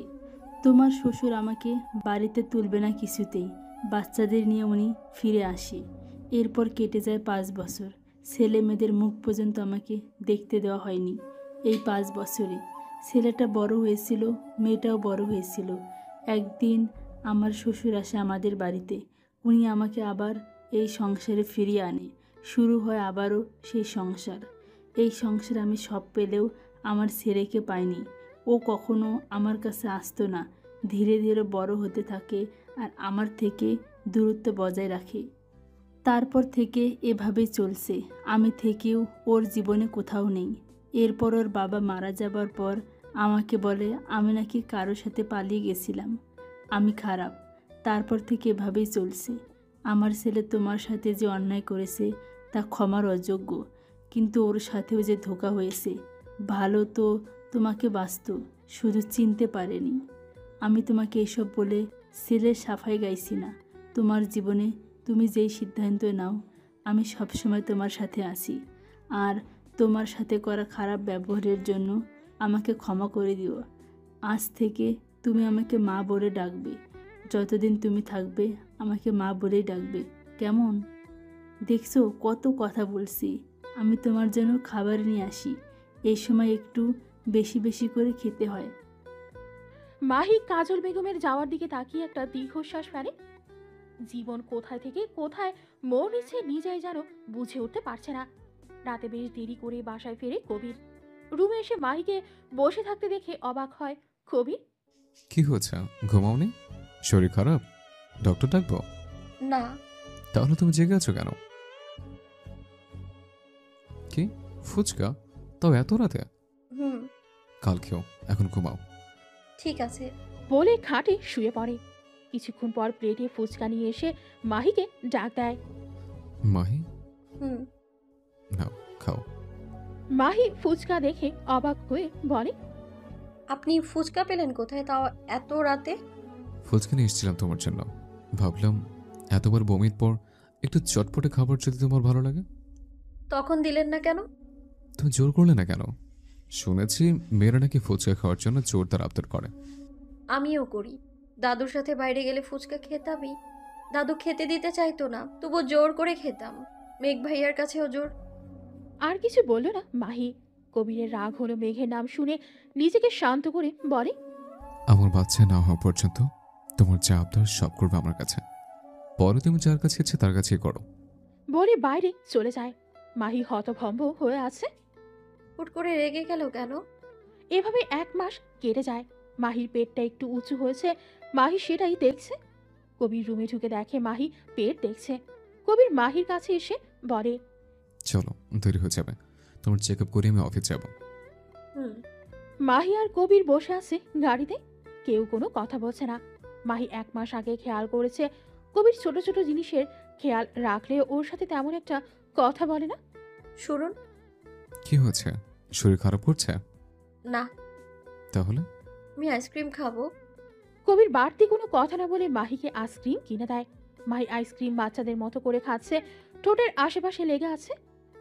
হসপিটাল পৌঁছাতে পৌঁছাতেই মাহি 2টো আইসক্রিম শেষ করে ফেলে। আরও 2টো আছে রেখে দিলে গলে যাবে, তাই বাকি 2টো পথ শিশুকে দিয়ে দিল। কবির এগিয়ে এসে মাহির মুখ মুছিয়ে দেয়। মাহিকে ধরে সিঁড়ি বেয়ে ওপরে ওঠে। লিফটে বুকে মাহিকে কবিরকে জড়িয়ে ধরে। লিফটে মাহির ভয় করে। কবির ছোট একটা দীর্ঘশ্বাস ফেলে আগলে রাখে মাহিকে। জি। কবির মাহিকে নিয়ে বেরিয়ে আসে। লিফটের বুকে মাহিকে আগলে ধরে কবির নিজে থেকে। এতে মাহি কিছুটা অবাক হয়। লিফটের নিচ থেকে জড়িয়ে ধরে না কবির। মাহি মুখটা তুলে কবিরকে দেখে আবারও মাথা নিচু করে নেয়। লিফটের দরজা খুলে ঢুকে মেঘ। মেঘ জানে মাহি লিফটে উঠতে ভয় পায়, তবে মাহিকে কবিরের কাছে দেখে রাগ হয় তার। কেমন আছেন শালাবাবু? মেঘ বিরক্ত হয়ে বলে, ডোন্ট মি দ্যাট। শালাকে শালা ডাকবো না তো কি ডাকবো? মেঘ কবিরের দিকে পাত্তা না দিয়ে মাহির দিকে তাকায়। শুকিয়ে গেছিস। কেমন আছো? চলছে, বাড়িতে আয়, দাদু তোর কথা বলে। সময় হলে যাব। সময় হলে যাব শুনেই কবিরের বুকে ছ্যাত করে ওঠে। হাত একটু আলগা করতেই মাহি শক্ত করে ধরে। হঠাৎই লিফট বন্ধ হয়ে যায়। কি হলো? মনে হচ্ছে লিফট আটকে গেছে। শিট। কবির কাউকে ফোন করে কিন্তু নেটওয়ার্কের সমস্যা করছে। লাইটও নিভে যায়। মাহি প্যানিক করতে থাকে। মেঘ দরজা ফিরিয়ে যাচ্ছে। মাহি তুই ঠিক আছিস? কিছু হবে না, আমি আছি তো। বলে মাহির হাত ধরে। কবির কি করবে ভেবে পাচ্ছে না। মাহি প্যানিক করছে, তাই আপাতত ওকে সামলাতে হবে। মেঘ, তুই ওকে দেখ, আমি দরজা খোলার চেষ্টা করছি। কবির মাহির হাত মেঘের হাতে দেয়। দরজা খোলার চেষ্টা করেও ব্যর্থ হয়ে যায়। মাহির দিকে তাকিয়ে দেখে মাহির শ্বাস নিতে কষ্ট হচ্ছে। কবির মাহির দিকে এগিয়ে হাত ধরতেই মাহি কবিরকে জড়িয়ে ধরে। কবির মাহির হাতটা ছাড়িয়ে বলে, 1 মিনিট মেঘের কাছে থাকো, আমি দরজা খোলার চেষ্টা করি। মাহি আরো শক্ত করে জড়িয়ে ফুপিয়ে ওঠে। কবির মাহির দুগালে হাত রেখে মুখটা উঁচু করে। আমার বাচ্চা বলেই ফুঁপিয়ে ওঠে। কিচ্ছু হবে না আমাদের বেবের, আমি আছি তো, জোরে শ্বাস নাও, কিচ্ছু হবে না। মাহি একটু শান্ত হলে কবির ওর মাথা বুকে চেপে ধরে বলে, শোনো। ধূপ ধূপ শব্দ মাহির কান পৌঁছাতেই মাহি চুপ হয়ে যায়। কবির মাথায় বার কয়েক চুমু দিয়ে চোখ বন্ধ করে নেয়। মেঘ নিঃশব্দে সবটা দেখছে। একটু পরেই লিফটের দরজা খুলে যায়। কবির মাহিকে নিয়ে বের হয়। ডক্টর সামনেই ছিল, তিনি দ্রুত মাহিকে চেক আপ করে। ঠিক আছে, ভয় পেয়েছে শুধু। কবির স্বস্তির নিঃশ্বাস ফেলে বলে, মাহি দেখ, সব ঠিক আছে। ওনাকে বাসায় নিয়ে যান, এমনিতেই বাচ্চা মেয়ে, তাই হয়তো ভয় পেয়েছে। কবির এভাবেই করে করে মাহিকে গাড়িতে বসিয়ে দেয়। কবির নিজের সিটে বসে দেখে মাহি কাঁপছে। মাহিকে আবারও বুকে জড়িয়েই গাড়ি চালায় কবির। দূর থেকে ওদের যাওয়া দেখে দীর্ঘশ্বাস ফেলে মেঘ। কাজল বেগম মাহিকে অচেতন দেখে ভরকে যায়। মাহি ঘুমিয়ে আছে। কথাটা বলেই নিজের রুমে নিয়ে যায় কবির। শুইয়ে মাথায় চুমু দিয়ে উঠতে গিয়েও পারল না। মাহি তার শার্ট খামচে ধরে রেখেছে। এত জোরে ধরেছে যে শার্টের বোতাম ছিঁড়ে বুকের খানিকটা দেখা যাচ্ছে। কবির মাহির ঘুমন্ত মুখের দিকে তাকিয়ে আছে। বেবিকে দিয়ে কি চলে যাবে মাহি? পারবে কি তোমার ছাড়া থাকতে? আমার বাচ্চা পারবে কি তোমার ছাড়া বাঁচতে? এইভাবে আঁকড়ে ধরে রেখো না প্লিজ। কবিরের চোখের পানি ছলছল করছে। কবির পাশে শুয়ে মাহিকে বুকের মাঝে আগলে নেয়। তখন ডক্টর ইঞ্জেকশন পুশ করেছিল, তাই মাহি ঘুমাচ্ছে। মাহির ঘুম ভাঙতেই পিট পিট করে চোখ খুলে নিজেকে কবিরের বাহু জোরে দেখে ছট করে উঠে বসে। কবিরেরও ঘুম ভেঙে যায়। মাহির দিকে তাকিয়ে দেখে সে মাথা নিচু করে বসে আছে। এখন ঠিক আছো? আপনার বুকের কাছে রক্ত কেন? বিড়াল খামচে দিয়েছে। ম্যাম, আপনি যে আমাকে সেই লিফট থেকে জড়িয়ে ধরেছিলেন, এটা তার প্রমাণ। সরি। সরির কিছু নেই, আমার বাচ্চার জন্য আমি সব করতে পারি, এটা তো সামান্য ব্যাপার। মাহি মন খারাপ করে বিড়বিড় করে বলে, শুধু বেবির জন্য করছে মাহি। নিজেকে এতটাও ভাগ্যবতী মনে করিস না। বেবি হলেই তোর প্রয়োজন শেষ। প্রয়োজন কখনো প্রিয়জন হয়ে ওঠে না। মাহিকে বিড়বিড় করতে দেখে কবির বলে, কি বিড়বিড় করছো? মাহির হঠাৎই রাগ হয়, রেগে বলে, তাতে আপনার কি? মাহিকে প্রথম এভাবে রাখতে দেখে ভোরকে তাকায় কবির। তুমি রাখতেও জানো? কবিরের কথায় আরো রাগ হচ্ছে মাহির। না, আমি কেন রাখতে পারবো? রাগ তো শুধু আপনার মতো মহান মানবের জন্য। মাহি বিড়বিড় করতে করতে বাইরে চলে যায়। নিচে আসতেই কাজল বেগম মুচকি হেসে পড়ে, ঘুম হলো? কিছু খাবি? না, খেতে ইচ্ছে করছে না। না হলেও এই সময় একটু আধটু করে খাবি, তোর শরীরে অতিরিক্ত শক্তি দরকার এখন। তুই বস, আমি তোর জন্য ঝাল ঝাল চাউমিন বানিয়ে আনছি, দুজন বসে গল্প করব। মাহি ঠোঁট এলিয়ে হেসে বলে। ঠিক আছে। শাশুড়ি বৌমা মিলে অনেক গল্প করল। মাহি আবারও ঘুমিয়ে পড়ে। কাজল বেগম মাহির মাথায় হাত বুলিয়ে দেয়। রাত প্রায় 9টা বাজে। কবির মিটিং শেষ করে ফিরতেই দেখে মাহি ঘুমাচ্ছে। ওইখানে এভাবে কেন? কিছু না, গল্প করতে করতে ঘুমিয়ে পড়েছে। যা ওকে রুমে নিয়ে যা।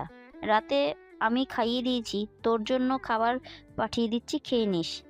কবির মাহিকে কোলে তুলে যেতে যেতে বলে। আপনি না খেলে খেয়ে নিন। কাজল অবাক হলেও মুচকি হাসে। ছেলে তার খোঁজ করছে। ঘুমতো মাহির দিকে তাকিয়ে আছে কবির। মেয়েরা খুবই ঘুম কাতুরে। কবির পাশে শুয়ে পড়ে। এপাশ ওপাশ করে ঘুম আসছে না। কবির এবার মাহিকে বুকে টেনে নেয়। শান্তি অনুভব হতেই ঘুমের রাজ্যে পাড়ি জমায়। এভাবেই চলতে থাকে সময়। কেটে যায় আরো 4 মাস। এই 4 মাসে মাহির পেটটা আরো একটু উঁচু হয়েছে। এখন 8 মাস চলছে। হাঁটতে চলতে বেশ কষ্টকর হয়। কবির ল্যাপটপে কাজ করছিল। হঠাৎ মাহির চিৎকারে ছুটে আসে। কি হয়েছে? লাথি মেরেছে। কি? কে? কারো তো সাহস। আপনার গুণধর বাবু। মাহি কবিরের হাত পেটে রাখতেই কিছু অনুভব হতেই কবির অবাক হয়ে বলে। ও নড়ছে। মাহি রেসপন্স করছে। খুশিতে কবিরের চোখ টলমল করছে। হ্যাঁ মামনি, বাবাই, আমি তোমার বাবা। আবারও লাথি মারে। কবির খুশি হয়ে কান্না করে দেয়। মাহির চুলগুলো তেল দিয়ে দিচ্ছে কবির। তেল দিয়ে চুলগুলো বেঁধেই পায়ের কাছে বসে পড়ে। পা বেশ খানিকটা ফুলে গেছে। তাকে টেপা লাগছে। কবির তেল হাতে মাহির পা মালিশ করে দেয়। মাহি বাধা দেয় না, কারণ শুনবেন না। পপকর্ন খাচ্ছে আর অগ্নি চোখে তাকাচ্ছে মাহি কবিরের দিকে। কবির তো কথা বলায় মগ্ন। এত কিসের কথা তার ফুপির মেয়ের সাথে সে বোঝে না। আর এই মেয়ে ও পরিহারি এসে একদম জমে গেছে। যায় না কেন? নিতু, তোকে কতবার বলবো যে আমি তোকে ভালোবাসি না। কেন? ওর মাঝে এমন কি আছে তা আমার মাঝে নেই? তাছাড়া বাবু হলে তো আমাকে ছেড়ে চলে যাবে মেঘের কাছে। কবিরের বুকে তীরের মতো বিদ্ধ কথাটা। আমি আমার সন্তান নিয়ে থাকবো। এতে তৃতীয় কাউকে আমার লাগবে না। মায়ের জায়গায় মায়েরই থাকবে। কিন্তু কেন? আমাকে একবার ভালোবেসে দেখো। কবির বিরক্ত হয়ে বলে। নিতু, এক কথা বারবার বলতে ভাল লাগে না। ফুপির জন্য তোকে আমি আজ বোঝালাম। নিতু কবিরের হাত ধরতেই চট করে উঠে বসে মাহি। এখন আর সহ্য হচ্ছে না এইসব। যতই হোক কবির তার বর। রাগে রিরি করে উঠছে শরীর। ডাইনিং ছেড়ে বসার রুমের দিকে হাঁটতেই কিছুর সাথে বেঁধে উপুর হয়ে পড়ো মাহি। বিকট শব্দে পিছে তাকাতেই থম বেড়ে গেল কবির। ফ্লোরে রক্ত যেন মুহূর্তেই ছড়িয়ে গেল। মাহির আর্তনাদ কানে আসতেও হুট করে হয়ে যাওয়া ঘটনায় শকড কবির। পাশে নিতু ধাক্কা দিয়ে কবিরকে ডাকে। কবির হুঁশ আসতেই ছুটে মাহির কাছে যায়। রক্ত ভেজা হাতের দিকে তাকিয়ে আছে। মাথা যেন কাজ করছে না। কাজল বেগমের ডাকে হুঁশ আসে কবিরের। মাইকে কোলে তুলে নে কবির। কাজল বেগমের কথা যেন কানে বাজতে লাগলো। মাহিকে কোলে তুলে গাড়িতে বসে কবির। কোনো মতে হসপিটাল পৌঁছাতেই ডক্টর নার্স ছুটে আসে। এক কোনায় গুটিয়ে বসে আছে কবির। একটা নার্স তার কাছে ছুটে আসে। ওনার হাজবেন্ড কে? কবির উঠে দাঁড়াতেই নার্সটি বলে। ও আপনি, দেখুন আপনার ওয়াইফের অবস্থা ভালো না। বাচ্চা আর ওয়াইফের মধ্যে যে কোনো একজনকে বাঁচতে হবে। কবির 2 কদম পিছে সরে যায়। ধপ করে বসে পড়ে চেয়ারে। আপনারা কাকে বাঁচাতে চান? কবির থম মেরে আছে। নার্সটি আবারও জিজ্ঞাসা করে কবির বলে। আমার ওয়াইফকে বাঁচান। কবিরের কথায় থমথমে পরিবেশ আরো থমথমে হয়ে গেল। কবিরের চোখ বেয়ে গড়িয়ে পড়ে অশ্রু। ধীরে উঠে বেরিয়ে গেল হসপিটাল থেকে। আজানের ধ্বনি কানে আসতেই মসজিদের দিকে ছুটল কবির। এক নাগারে ফোন বেজে চলছে কবিরের। কবির মসজিদেই বসে আছে। গায়ে তার এখনো ছিটে ছিটে রক্ত লেগে আছে। কবিতার নাম দেখে ফোন ধরে কবির।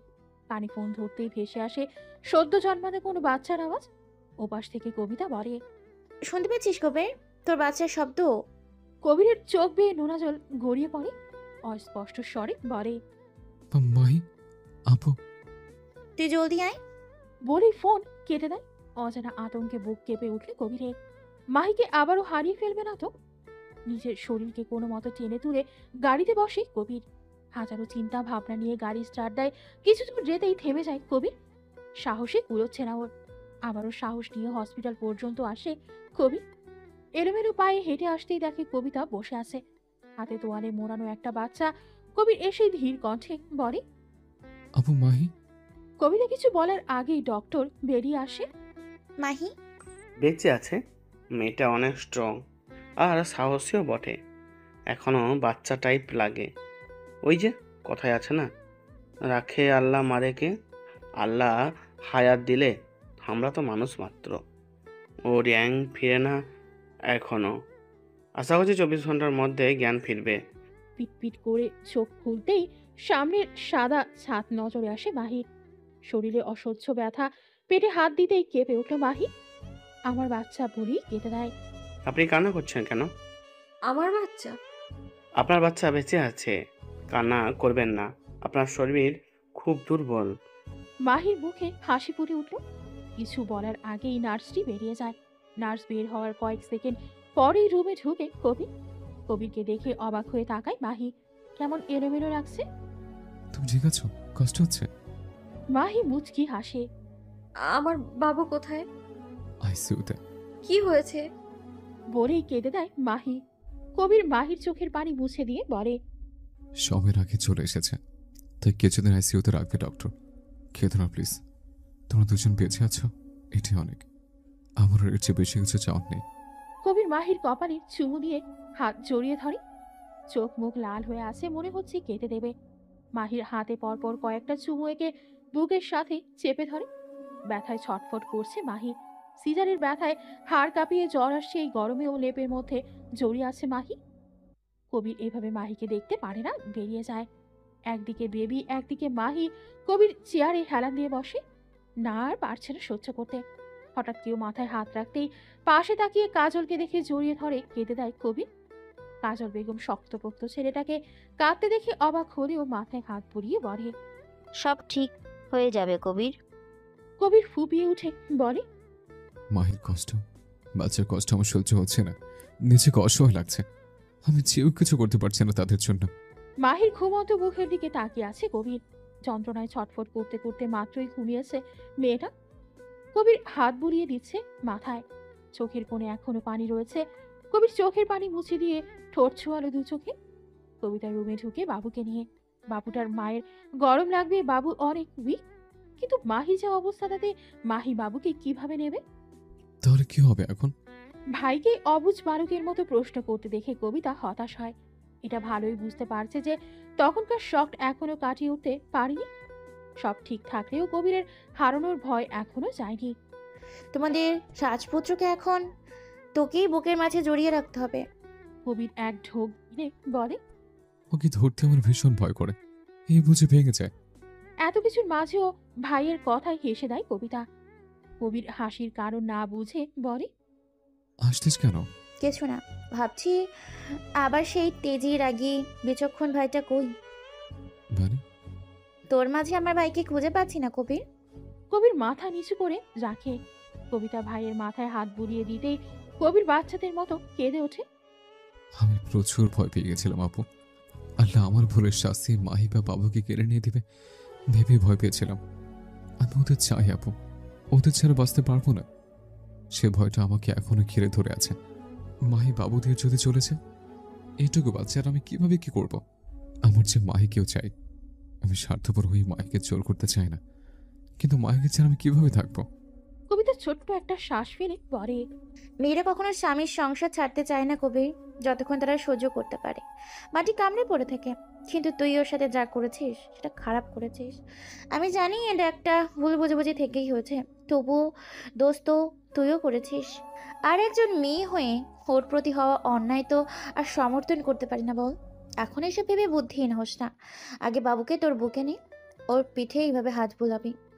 কবির বাবুকে বুকে নিয়ে হাত বোলাতে থাকে। কবিতা দেখে মুচকি হাসে। মাহির জ্ঞান ফিরেই দেখে কবির বাবুকে নিয়ে বসে আছে। মাহির জ্ঞান ফিরেছে দেখে কাজল বেগম তাকে উঠিয়ে বসায়। ওর কি হয়েছে? এভাবে বুকে কেন? কাল সারাদিনও ও আইসিইউতেই ছিল। বাচ্চা এখনো অনেক দুর্বল।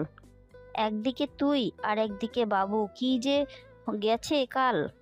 মাহি কেঁদে দেয়। তা দেখে কবির উঠে এসে মাহির পাশে বসে। কাঁদছো কেন? আমার জন্যই আজ এইসব হয়েছে। আমি তাড়াহুড়ো করে না উঠলে। কবির মাহির মাথায় হাত বুলিয়ে বলে, যাই হোক, তোমরা দুজন বেঁচে আছো, এটি অনেক। 2টা দিন কেটে যায়। কবির এক মুহূর্তের জন্য মাহি আর বাবুর থেকে দূরে যায় না। মাহি এখনো একটু সুস্থ, তবে কয়েক মাস সাবধানে থাকতে হবে। দাদু সহ ও বাড়ির সবাই এসেছিল। মাইকে নিয়ে যেতে চাইলে কবির যেতে দেয় না।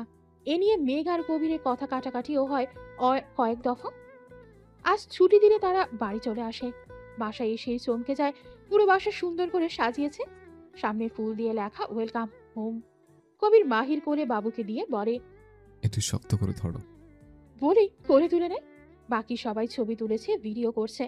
কবির মাহিকে রুমে নিয়ে খাটে বসিয়ে দেয়, বাবুকে পাশে শুইয়ে বলে, কিছু খাবে?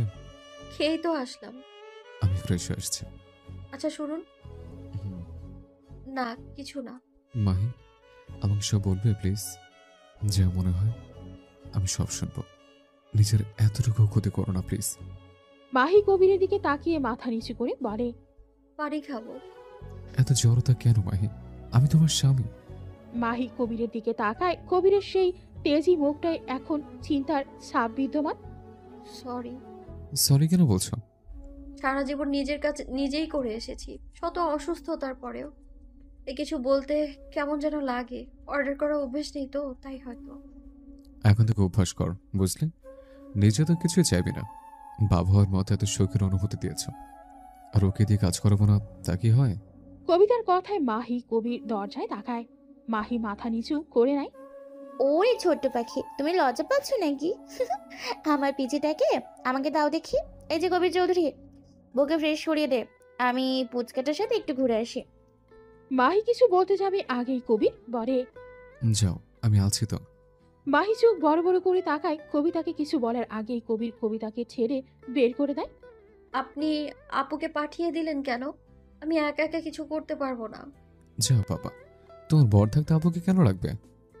মানে? মানে আমি আমার বউকে ফ্রেশ করে দিতে পারবো। না, আমি যাবো না আপনার সাথে। তোমার যেতে হবে না, আমি নিয়ে যাচ্ছি। বউ পাখি, এমন লজ্জায় লাল হয়ে যাচ্ছ কেন? মাহি করুণ চোখে কবিরের দিকে তাকায়। কবির মিটমিট হাসছে। সব হলো। মাহি লজ্জায় বুকে থাকা ছোট্ট জানটাকে বুকের সাথে আগলে নিয়ে মুখ লুকায়। একটু পরেই বুঝতে পারে কেউ ওদের দুজনকে জড়িয়ে ধরে রেখেছে। সেটা আর কেউ না, কবির। মাহি এর একটু এলিয়ে দেয় নিজের শরীর কবিরের কাঁধে। পিঠে ব্যথা করছে তার। কবিরের ধরায় একটু ভালো লাগছে, তাই শরীর কিছুটা এলিয়ে দেয়। সকাল থেকেই তোড়জোড় চলছে। আজ বাবুর আকিকাতায় 2টো খাসি কাটা হয়েছে, পাশে আবার আরেকটা খাসির মাংস দিয়ে রান্না করা হচ্ছে বিরিয়ানি, আত্মীয় স্বজন আর গরিবদের খাওয়ানোর জন্য। মাহির পরিবারের সবাই এসেছে, নীলাদেরকেও দাওয়াত করেছে কবির। বাবু একদম তোর মতো হয়েছে, তাই না রে মাহি? কি জানি আপু, আমি তো কিছু বুঝতে পারি না। না, একদম কবিরের মতো। মায়ের কিছু পায়নি, তাছাড়া মায়ের কাছে থাকবেই বা কতদিন যে কিছু পাবে? ছেলে শুধু তোমার ভাইয়ের না মিতু, আমার বোনেরও। একদম আমার ভাই বলবে না। তোমার ভাই নাকি? ফুপির মেয়ে তো বোনই হয়। বোন না, বোনের চেয়ে বেশি কিছু। এই দাও তো বাবুকে, তাছাড়া তোমার অভ্যাস করার দরকার নেই, 2 দিন পর চলে যাবে। মাহি অবাক হয়ে তাকায়। চলে যাব মানে? তার মানে কি কবির এবার নিতুকে বিয়ে করবে? বাচ্চা তার কাছ থেকে কেড়ে নেবে? ভাবতেই ছেলেকে নিজের সাথে চেপে ধরে। কি হলো, দাও। কবির বলেছে বাবুকে আমার কাছে রাখতে, যেন তোমার অভ্যাস না লাগে। দাও। দেখছো না বাবু ঘুমোচ্ছে মায়ের কোলে। 2 দিন পর যার কাছে থাকতে হবে তার কোলে তো ঘুমাবে। দাও। এদিকে মাহির চোখে টলমল করছে পানিতে। নীলা মাহিকে দেখে সেও বেরিয়ে যায়। সবাই ঘিরে রেখেছে মাহিকে। অনেক আত্মীয় এসেছে, তাদের সাথে পরিচয় করিয়ে দিচ্ছে কবিতা আর কাজল বেগম। মাহি সবার সাথে কথা বললেও ওর মন পড়ে আছে বাবুর কাছে। 10 মিনিট হয়েছে নিতু বাবুকে নিয়ে গেছে। এমনিতেই প্রিম্যাচিউর বেবি, তার উপর দুর্বল কয়েকদিনের বাচ্চা। মাহি এখন ভীষণ কান্না পাচ্ছে। মাহি, মাহি। মাহি চমকে ওঠে। কবিরের আওয়াজের সাথে ভেসে আসছে বাবুর কান্নার আওয়াজ। মাহি তড়িঘড়ি করে উঠতেই কাটা জায়গায় ব্যথায় আবার বসে যায়। কবির সবার দিকে একবার চোখ বুলিয়ে জেগে বলে, সমস্যা কি তোমার? যার তার কাছে কাব্যকে দিয়েছো কেন? সে কখন থেকে কেঁদে যাচ্ছে বাচ্চাটা আমার। মাহি কবিরের রেগে যাওয়া দেখে কিছুটা ঘাবড়ে যায়। তার উপর কাব্যর কান্না। ছেলেটা এত কাঁদছে কেন? মাহি কবিরের থেকে বাবুকে নিতে গেলে কবির রেগে বলে, থাক, তোমাকে কিচ্ছু করা লাগবে না। আমি আমার ছেলেকে সামলে নেব। যাও, তুমি গল্প করো। বলে কাব্যকে বুকের মাঝে নিতেই চুপ হয়ে যায়। নিতু কাঁচুমাচু করে বলে, আমিও তো বুকে নিয়েছিলাম, তখন তো কেঁদেছিল। কবির কড়া দৃষ্টিতে চেয়ে আবারও মাহির দিকে তাকায়। আমার কি দোষ? নিতু আপুই তো নিয়ে গেল। নিতু ফিতু যাই হোক, তুমি দিবে কেন? ডক্টর কি বলেছে মনে নেই? বাচ্চাকে একবার সাবধানে রাখতে। আর যদি বাইরের কারো কাছে দিয়েছো তো পরে বকে দিয়েন, আমার কোলে দিন। আগে বলো, আর বাইরের কাউকে দিবা? কি বলছেন? সবাই কি মনে করবে? সবার কিছু মনে করবে না, কারণ তারা জানে বেবি এখনো মায়ের পেটে থাকার কথা। কিন্তু সে অনেক আগেই বাইরে চলে এসছে, তাই ওর এক্সট্রা খেয়াল রাখতে হবে। ঠিক আছে, আর কারো কাছে দিব না। ওর খিদে পেয়েছে, চলো রুমে। বলে বাবুকে মাহির কোলে দিয়ে বাবু সহ মাইকে কোলে তুলে নেয়। মাহি লজ্জা পেয়ে যায়, কারো দিকে তাকানোর সাহস করে না। সবার ফিসফিসানি কানে আসে শুধু। কাজল বেগম মুচকি হেসে সবার সাথে কথা বলতে শুরু করে। তা ভাবি, ছেলে তো দেখছি বউ পাগল, পরে আবার মাকেই দেখবে না দেখছি। এখনকার ছেলেরা বউ পেলে সব ভুলে যায়। আমি চাই আমার ছেলে বউ পাগল হোক, মা পাগল ছেলে আমার চাই না। কি যে বলেন ভাবি। সত্যি বলতে আমি আমার ছেলের বউ নিয়েই খুশি। শান্ত শিষ্ট, একদম আমার বদমেজাজি ছেলের জন্য পারফেক্ট। মাহি ছেলেকে নিজের বুকে চেপে ধরে আছে, মনে হচ্ছে কেউ নিয়ে চলে যাবে। একদম ছোট্ট একটা জান। কবির মাহির দিকে একবার তাকিয়ে বলে, হয়েছে ওর খাওয়া, তাও এবার আমার কাছে, ওকে দিয়ে আসি। মাহি চমকে উঠে বলে, দিয়ে আসি মানে কি? আপনি না বললেন কারো কাছে না দিতে? কারো কাছে না দিলে কি চলবে? তুমি তো চলে। কিসের চলে যাব? আমি কোথায় চলে যাব? শুনেন, আপনি একটা কেন 10টা বিয়ে করেন, তো আমার বাচ্চা আমি কাউকে দেব না। রেগে বলে, আমার বাচ্চা আমি কাউকে দিব না। সেখানে তুমি মেয়েকে বিয়ে করো বা কাউকে করো। আমি কেন মেঘ ভাইয়াকে বিয়ে করতে যাব? আমার সংসার ছেড়ে কেন যাব? দরকার পড়লে আপনি চলে যান। আজও আমি কেন যাব? এটা আমার বাড়ি। এটা আমারও বাড়ি। তুমি তো আমাকে স্বামী মনেই করো না। তাছাড়া শত অনুসারে তুমি তো চলে যাবা। আমি চলে গেলেও আমি আমার ছেলেকে নিয়ে যাব। এই তোরা কি সুর বলি বলতো? আর তোরা এসব কি বলছিস? আমার ছেলে আমার ছেলে। ছেলে কোথায়? একার হয় না, হ্যাঁ? দুজনের ছেলে। তোরা যদি বাড়াবাড়ি করিস তো কাব্যকে আমি নিয়ে চলে যাব, আর তোরা যাকে ইচ্ছে তাকে বিয়ে করবে। তাছাড়া মাহি না হয় ছোট, কিন্তু তুই তো আর ছোট না যে এভাবে ঝগড়া করিস। কবির আর কিছু না বলে বেরিয়ে যায়। কবিতা মাহির পাশে বসে বলে, আমি জানি আমার ভাই অন্যায় করেছে, কিন্তু কবির তোমাকে ভালোবাসে মাহি। বাসে না আপু, তাই তো নিতু আপুকে বিয়ে করবে বলেছে। তোর পাগলি, নিতুকে কেন বিয়ে করবে? নিতু ছোট থেকেই কবিরকে পছন্দ করে, কিন্তু কবির তো তোমাতেই আসক্ত। আমার পাগল ভাইটাকে ছেড়ে যেও না মাহি, তুমি হিনা শেষ হয়ে যাবে। ওর ভুল শুধরানোর একটা সুযোগ দিও। আমি জোর করছি না, যদি তোমার মনে হয় তবেই দিও। কবিতা উঠে চলে যেতেও আবারও বলে, এতদিনে কি আর আমার ভাইটাকে ভালোবাসতে পারোনি মাহি? মাহি অসহায় চোখে তাকায় কবিতার দিকে, চোখে পানি স্পষ্ট। কবিতা আর কিছু না বলে চলে যায়। মাহি বাবুকে বুকে নিয়ে কান্না করে দেয়। সব কাজ শেষ করে রুমের দিকে আসে কবি। বাকি কাজের স্টাফরা করবে।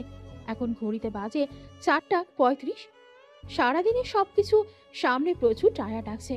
এখন মাহি আর কাব্যকে দেখলে একটু শান্তি পাওয়া যাবে। রুমে এসে কাউকে না দেখে ভ্রু কুচকায় কবির। কোথায় গেল? হয়তো সবার সাথে আছে ভেবে ফ্রেশ হয়ে আছে। মাহি আর কাব্য কোথায়? কেন? ও তো তোমাদের সাথে ছিল। না তো, মাই তো নেই। নেই মানে কোথায় গেল? আজ হয়তো আমি দেখছি বলেই কবিতা চলে যায়। পুরো বাড়ি হন্যে হয়ে খুঁজছে কবির, কোথাও নেই মাহি। কবিরের ভয় হতে শুরু করে। সত্যিই চলে গেল কি? কবির ধপ করে বাগানে বসে পড়ে। হঠাৎ করেই মধুর কণ্ঠে গান শুনে আশেপাশে তাকায় কবির। ছাদ থেকে আসছে আওয়াজ। কবির দ্রুত পায়ে ছাদে এসে দেখে মাহি কাব্যকে গান শোনাচ্ছে আর ঘুম পাড়াচ্ছে। কবির ছুটে মাহিকে জড়িয়ে ধরে। হঠাৎ এমন হওয়ায় মাহি ভয়ে চেঁচিয়ে ওঠে, সাথে সাথে কান্না করে দেয় কাব্য। মাহি হতভম্ব হয়ে আছে। কবির কান্না করছে আর কাব্য। কান্না করছেন কেন? কি হয়েছে? ছাড়ুন, কাব্য কাঁদছে। কবির কিছু না বলে কাব্যকে কোলে নেয়। কিছু না বলে ছাদ থেকে নেমে যায়। মাহি কিছু না বুঝে ধীরে ধীরে নেমে আসে। কবিতা সহ বলতেই মাহি জোরে শ্বাস ফেলে। আপু, আপনার মনে হয় আমি এই অবস্থায় পালাতে পারবো? কবিতা হেসে ফেলে, বলে, কি জানি বাবা, তোমার বরের মাথায় পড়ে গেছে। মাহিও হেসে দেয়। কবিতা মাহির দিকে তাকিয়ে আছে। মেয়েটা হাসে কম হাসলে বেশি সুন্দর লাগে। যাও দেখো তোমার বর কি করছে। মাহি রুমে ঢুকে দেখে কবির কাব্যকে বুকে জড়িয়ে আছে। কাব্য বাবার বুকে মিশে শান্ত হয়েছে, এতক্ষণ কেঁদে কেটে ভাসিয়ে ফেলছিল। মাহি আস্তে আস্তে হেঁটে খাটে শুয়ে পড়ে। শরীর তার আজ একটু বেশি খারাপ করছে। মাহি আজকের কথা ভাবতে ভাবতে ঘুমিয়ে যায়। কেটে গেছে একটা মাস। কাব্য মাহি দুজনে এখন অনেকটা সুস্থ। কাব্য আগের চেয়ে একটু গায়ে হাতে হয়েছে। ছেলেটা শান্ত হলেও প্রচুর জেদি। রেগে গাড়ির সামলানো কঠিন হয়ে পড়ে। মাত্র 1.5 মাসের বাচ্চার এমন রাগে হতাশ মাহি। ছেলেকে ছেড়ে দুদণ্ড শান্তি নেই তার। যদিও এই সময়টা পেটেই থাকতো কাব্য তবে ভালোই হতো। এখন এটুকু বয়সে যেমন হাত পা নাড়ে কাঁদে, আর একটু বড় হলে না জানি কি করবে ভেবেই দীর্ঘশ্বাস ফেলল মাহি। মাহি, কাব্য ঘুমিয়ে গেছে? জি আপু, এই মাত্র ঘুমিয়েছে। তুমি কি ফ্রেশ হয়ে আসো, আমি নিচ্ছি। ঠিক আছে। মাহি ফ্রেশ হয়ে এসে খাবার খেয়ে নেয়। না হলে কাব্য উঠলে আর খাওয়া হবে না। কবিরও বাসায় নেই যে ওকে খাইয়ে দেবে। কাব্যর জেদ উঠলে সে কারো কাছে থাকে না। 2 দিন হলো সে কাজে বাইরে গেছে। 2 দিনে মাহি কবিরকে অনেক মিস করেছে। কবির থাকলে কাব্যকে সহজেই সামলে নিতে পারে। আচ্ছা আপু, কাব্য বিছানায় ঘুমায় না কেন? শোয়ালেই উঠে কেঁদে ওঠে কেন? কবিতা মুচকি হেসে বলে, কারণ তোমরা ওকে বুকে নিয়ে ঘুমাও তাই। তাছাড়া ও শুরু থেকেই বুকেই ঘুমিয়েছে। তখন তো ম্যাচিওর ছিল না, তাই বাধ্য হয়েই বুকে নিতে হয়। সেই অভ্যাস হয়ে গিয়েছে। রাত বাজে 2টা 30। অসহায়ভাবে তাকিয়ে আছে কবিতা। মাহি কাব্য দুজনেই কাছে। 8 ঘন্টা যাবৎ কেঁদেই যাচ্ছে ছেলেটা। বাড়ির সবাই জেগে আছে, কারো কাছে থামছে না কাব্য। কবিতা চেক আপও করেছে, সব ঠিকঠাক আছে, তবুও কাঁদছে কেন? কাজল বেগম তেল মালিশ করে দিয়েছে পেটে। কবিতা দেখেছে ডানা উঠেছে কিনা, কিন্তু সবই ঠিক আছে, তবুও কাব্য কেঁদেই যাচ্ছে। কাব্যর কান্নায় মাহিও কেঁদে যাচ্ছে, আর বারবার এটা ওটা বলছে, করছে যাতে কাব্য শান্ত হয়, কিন্তু কাব্য তো কেঁদেই চলেছে। কি হয়েছে? কাব্য তো কাছে কেন? আর মাহি, তোমার কি হয়েছে? কথাটা ভয়ে ভয়ে বলে কবির। না জানি কি হয়েছে। কবিরকে দেখে মাহি ছুটে কবিরকে জড়িয়ে ধরে। কবির অবাক হয়, ভয়ে যেন হাত পা নড়ছে না। কাব্য এত কাছে কেন? সে এত ঘন্টা ধরে কাছে, থামছি না। কবিরের দিকে তাকিয়ে কথাটা বলে। কবির কাব্যকে কোলে তুলে নেয়। বাবার কোলে প্রায় 5 মিনিট পর শান্ত হয়। সবাই এবার লম্বা শ্বাস ফেলে। মাহি এখনো কাঁদছে। কবির এক হাতে মাহিকে জড়িয়ে ধরে, চোখের পানি মুছে ইশারায় কাঁদতে মানা করে। কবিতা কাজল বেগম এবার শান্তি পায়। মেয়েটা কাব্যকে সামলাতে হিমশিম খাচ্ছিল। কবিতা ফিসফিস করে বলে, খেয়ে এসেছিস? না। আমি খাবার পাঠাচ্ছি, মা ছেলেকে সামনেই খেয়ে নিস। কবির মুচকি একটা হাসি দিয়ে মাথা নাড়ায়। কবিতাও হেসে বেরিয়ে যায়। একটু পরেই কবিতা খাবার নিয়ে আসে। কাব্য তখনও কবিরের কোলে ঘুমাচ্ছে। তুই না আসলে কি হতো এখন? বাপরে!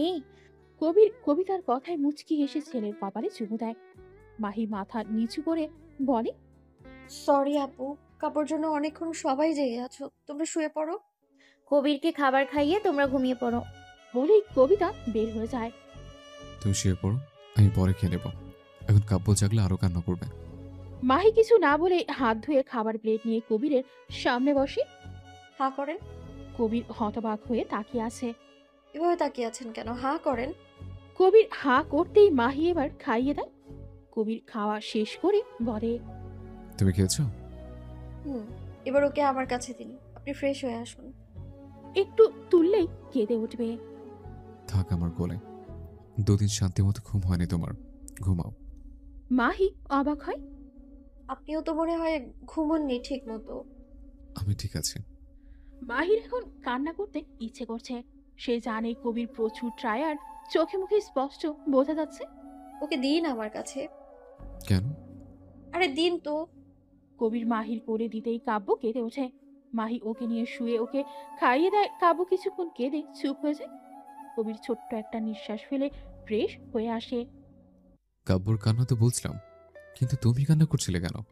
মাহি কবিরের দিকে তাকায়। কাব্যর কান্না আর কবিরের না থাকা দুইটা মিলেই কেঁদেছে আজ সে। আসলে কাব্য এতটা কান্না করছিল, আমি বুঝতে পারছিলাম না কি করব। তাই বলে ছেলের সাথে তুমিও কান্না করবে? আমি না থাকলে কিভাবে সামলাবে তুমি? মাহি অসহায় ভাবে তাকায়। আপনি আবার কোথায় যাবেন?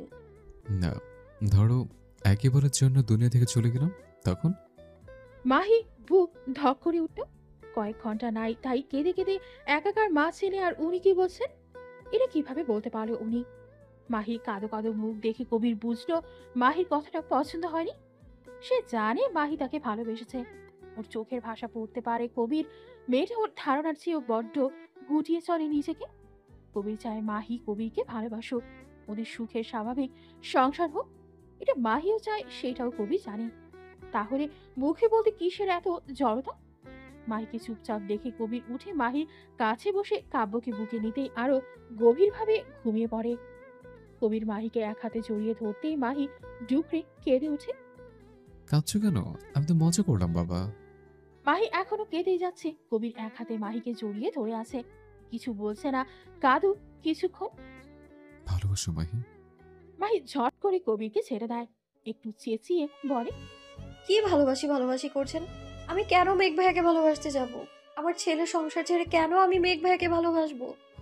আমি যদি ভালোবাসি তাহলে সেটা আপনাকে ভালোবাসবো। আমি আমার স্বামীকে ভালোবাসি, আমি অন্য কাউকে না।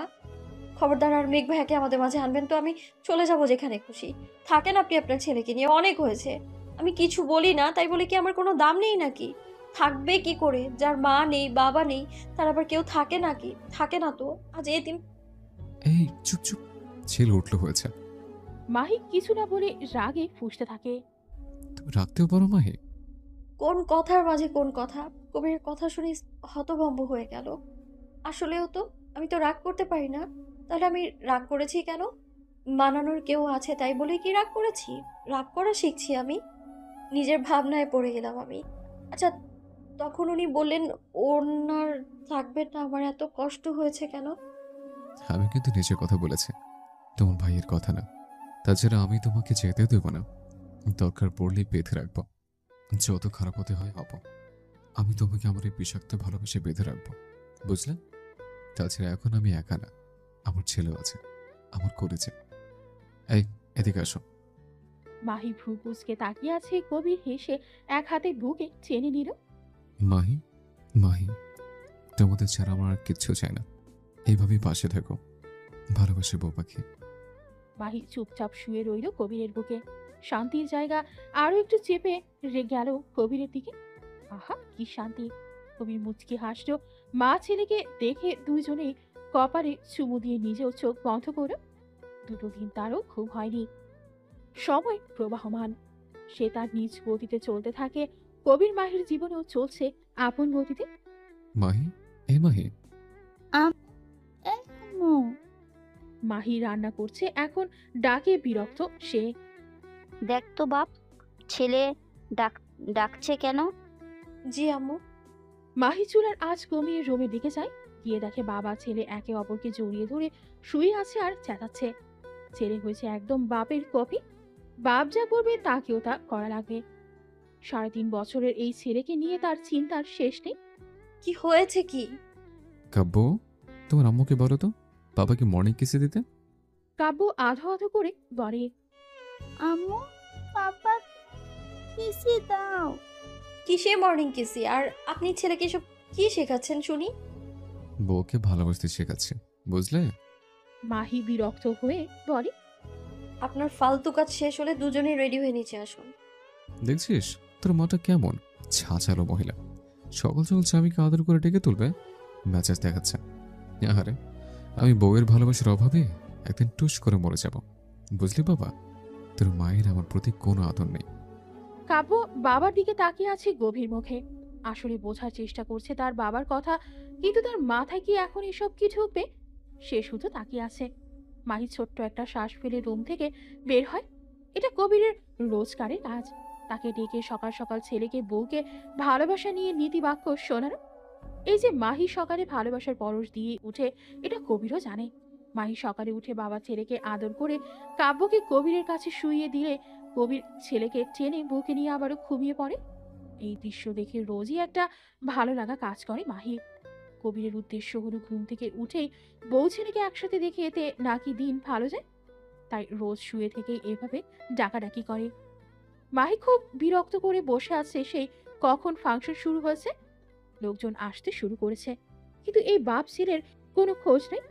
আজ কবিতার 7 মাসের অনুষ্ঠান। প্রায় 7 বছর পর তার কোল আলো করে একটা শিশু আসছে, তাই বেশ বড় করেই অনুষ্ঠান করা হচ্ছে। কবিতার বড় একজন ডক্টর, খুব শান্তশিষ্ট মানুষ, অমায়িক ব্যক্তিত্বের মানুষ তিনি। এই যে বিয়ের এত বছর পরেও বাবু না হওয়ার দোষ কিন্তু কবিতারে ছিল, তবুও কখনো একটা টুস শব্দও করেনি। আশেপাশে হাজারো মানুষের কথায় তিনি স্ত্রীর প্রতি অতটুকু অভিযোগ করেনি। কবিতা আসামকে আরেকটা বিয়ের কথা বলে সে কি রাগ? শান্ত মানুষের রাগ ভয়াবহ হয়। মাহির সাথে তার সম্পর্ক বেশ রমরমা, ছোট আপু বলে ডাকে তাকে আসাম। আবার মাঝে মাঝে বিয়ানও বলে। তার মেয়ের সাথে নাকি কাব্যর বিয়ে দেবে। এসব শুনে কবিতা বলে যদি ছেলে হয়। আসাম বেশ কনফিডেন্সের সাথে বলে, জি না বেগম সাহেবা, আমার তো আমার মতো একটা পিচ্ছি কবিতাই চাই, তাছাড়া ছেলে হলেও সমস্যা নেই। মাহির মেয়ে হলে দরকার পড়ে তার সাথে বিয়ে দেব। মাহি তখন হো হো করে হেসে ওঠে। কবিতা আর আসামের দিকে তাকিয়ে কথাগুলো মনে পড়ে মাহির। অজান্তেই হেসে ওঠে। আল্লাহর কাছে প্রাণ ভরে দোয়া করে তাদের 3 জনের জন্য। এবার মাহি চরম রেগে রুমের দিকে এগোয়। এই বাপ ছেড়ে পেয়েছেটা কি? এদিকে মেহমান আসতে শুরু করেছে আর তাদের রেডি হওয়াই হচ্ছে না। হওয়াচ্ছে রেডি আজ, যেখানে সে মেয়ে হয়ে রেডি হয়ে 8 ঘন্টা আগে থেকে বসে আছে, আর এরা বাপ ছেলে। মাহি গজগজ করতে করতে রুমে ঢুকতেই হা হয়ে যায়। কবির কাব্য আয়নার সামনে দাঁড়িয়ে পারফিউম স্প্রে করছে। কাব্যকে একটা চুলের উপর দাঁড় করিয়ে যে কবির বাপ ছেড়ে সেম পাঞ্জাবি পরেছে, সেম ভাবে চুল সেট করেছে, হাতের ঘড়িটাও সেম, শুধু ছোট বড় এই আর কি। জুতোটাও সেম। মাহিকে দেখে কবির এক হাতে বুকে নিয়ে একটু হেলে বলে, এত সুন্দর লাগছে। ছেলেও বাবাকে কপি করে বলে, এত সুন্দর লাগতে। মাহি ছেলের কাণ্ডে ফিক করে হেসে দেয়। এগিয়ে এসে ছেলের কপালে চুমু এঁকে বলে, পাপাকেও টিসি দাও। কাব্যর কথায় মাহি অবাক হয় না। এটা নতুন কিছু না। না দিব না, তোমার পাপা পচা। না, পাপা তালো। ভালো না চাই।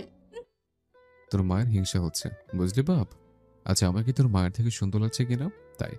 বুঝি বুঝি, সবই বুঝি। ঘোড়ার ডিম বোঝেন। নিচে চলুন, সবাই গেস্ট আসতে শুরু করেছে। কবির কাব্যকে কোলে নিয়ে মাহির কপালে চুমু এঁকে বলে, মাশাআল্লাহ, আমার দ্বিতীয় বাবুর আম্মুকে আজ অধিক সুন্দর লাগছে।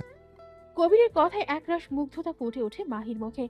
আরো বেশি মুগ্ধ হয় যখন কাব্য বাবার মতো কমালি চুমু খেয়ে তার আলো আধো ভাষায় বলে, মাতা আল্লাহ। তার পরের কথা কি বলেছে বাবা তার মনে পড়ছে না, তাই বাবার দিকে তাকিয়ে আছে। কবির ছেলের তাকানো দেখে হেসে বলে, সুন্দর লাগছে। কাব্যর চোখ মুখ তখনও গম্ভীর। তার বাবা যে এই 2 শব্দ বলেনি তা সে জানে। কবির ছেলের এমন তাকানো দেখে শব্দ করে হেসে ওঠে, সাথে মাহিও হেসে দেয়। মাহি, কবির, কাব্য নিচে আসতেই সবাই হা করে ওদের দেখে এত সুন্দর লাগছে তাদের।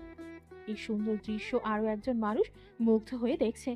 মেঘ মাহিকে না পাওয়ার বেদনা তার জীবনে হাহাকার সৃষ্টি করে একরাশ ব্যথা তৈরি হয় এই বুকের মাঝে। তবুও যখন মাহির হাসি খুশি ভরা মুখটা দেখে তার ভালো লাগে। ভালোবাসতে তাকে পেতে হবে বলে এমন কিছু তো নেই। এই যে সে সুখে আছে, ভালো আছে, এটাই তো অনেক। তাছাড়া কবিরের মতো ভালোবাসার একজন মানুষ পেয়ে সেও কম নাকি না। মামু। মেঘকে দেখে কাব্য গুটি গুটি পায়ে ছুটে আসে। মেঘ কাব্যকে কুড়ে তুলে হাতে বড় বড় 2টো চকলেট দেয়। এইটুকু হাতে চকলেট নিতে না পেরে বুকে নিয়ে জড়িয়ে ধরে। তা দেখে কবির এগিয়ে আসে। মেঘ আর কবিরের টুকটাক কথার মাঝে মাহি এসে কবিরের পাশে দাঁড়ায়। ভাইয়া, ভাবিকে নিয়ে আসলে না যে? তোর ভাবি মায়ের বাড়ি আসতে চেয়েছিল, কিন্তু এই অবস্থায় জার্নি করে আসাটা ঠিক হবে না, তাই রেখে এসেছি। মেঘ 1.5 বছর হয়েছে বিয়ে করেছে, পরিবারের জোড়াজুড়ি আর মাহির কথায়। কারণ মাহি এখন অন্য কারো। তাছাড়া মাহি নিজে বলেছে সে কবিরকে ভালোবাসে।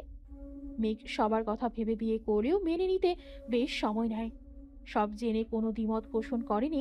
অনামিকা ভালোবাসা হারানোর যন্ত্রণা সে বোঝে, তাই মেঘকে সে সময় দিয়েছে। ধীরে ধীরে দুজনেই একে অপরকে মেনে নিয়েছে। তাদের বিয়ের 10 মাসের মাথায় মা বাবা হওয়ার সৌভাগ্য হয় তাদের। এখন সে 8 মাসে প্রেগনেন্ট। অনুষ্ঠান শেষে সে তার রুমে চলে গেছে। ছেলেকে বিছানায় শুইয়ে চারপাশে মাহিকে খোঁজে কবির। ব্যালকনিতে শাড়ির আঁচল দেখে সেখানে গিয়ে পেছন থেকে জড়িয়ে ধরে। মাহি বিচলিত হয় না, মাহি জানে কে, তাই ক্লান্ত শরীরটা এড়িয়ে দেয়। কবির 2 হাতে জড়িয়ে নেয়। কি ভাবছো এখানে দাঁড়িয়ে? ভাবছি আপনার বিষাক্ত ভালোবাসায় কিভাবে যে এতটা আসক্ত হয়ে গেলাম। এখন এই বিষাক্ত মানুষটা ছাড়া বড্ড অচল আমি।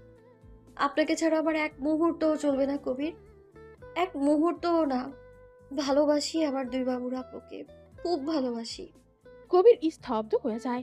এত বছরে আজ প্রথম মাহি নিজে থেকে এত আবেগ মিশিয়ে ভালোবাসি বলেছে। এর আগে একবার রেগে বলেছিল যেদিন কবির দ্বিতীয় দিন পর ফিরেছিল, আর সেদিন কবির বলেছিল ভালোবাসো মাহি। সেদিন অন্যভাবেই তবে স্বীকার করেছিল সে কবিরকে ভালোবাসতে শুরু করেছে। কবির কিছু বলছে না দেখে পিছু ফিরে কবিরের উজ্জ্বল মুখটা দেখে মুগ্ধ হয় মাহি। দেখেই বোঝা যাচ্ছে সামান্য একটু কথায় কতই না খুশি লোকটা। খুশিতে কিছু বলতে পারছে না। মাহি কবিরকে আরো অবাক করে দিয়ে সারা মুখে ভালোবাসা লেপ্টে দেয়। ভালোবাসি বর্মশাই। কিছু ভালোবাসা বিষাক্ত হয়ে শুরু হলেও সেই ভালোবাসায় আসক্তি খুব সুন্দর হয়।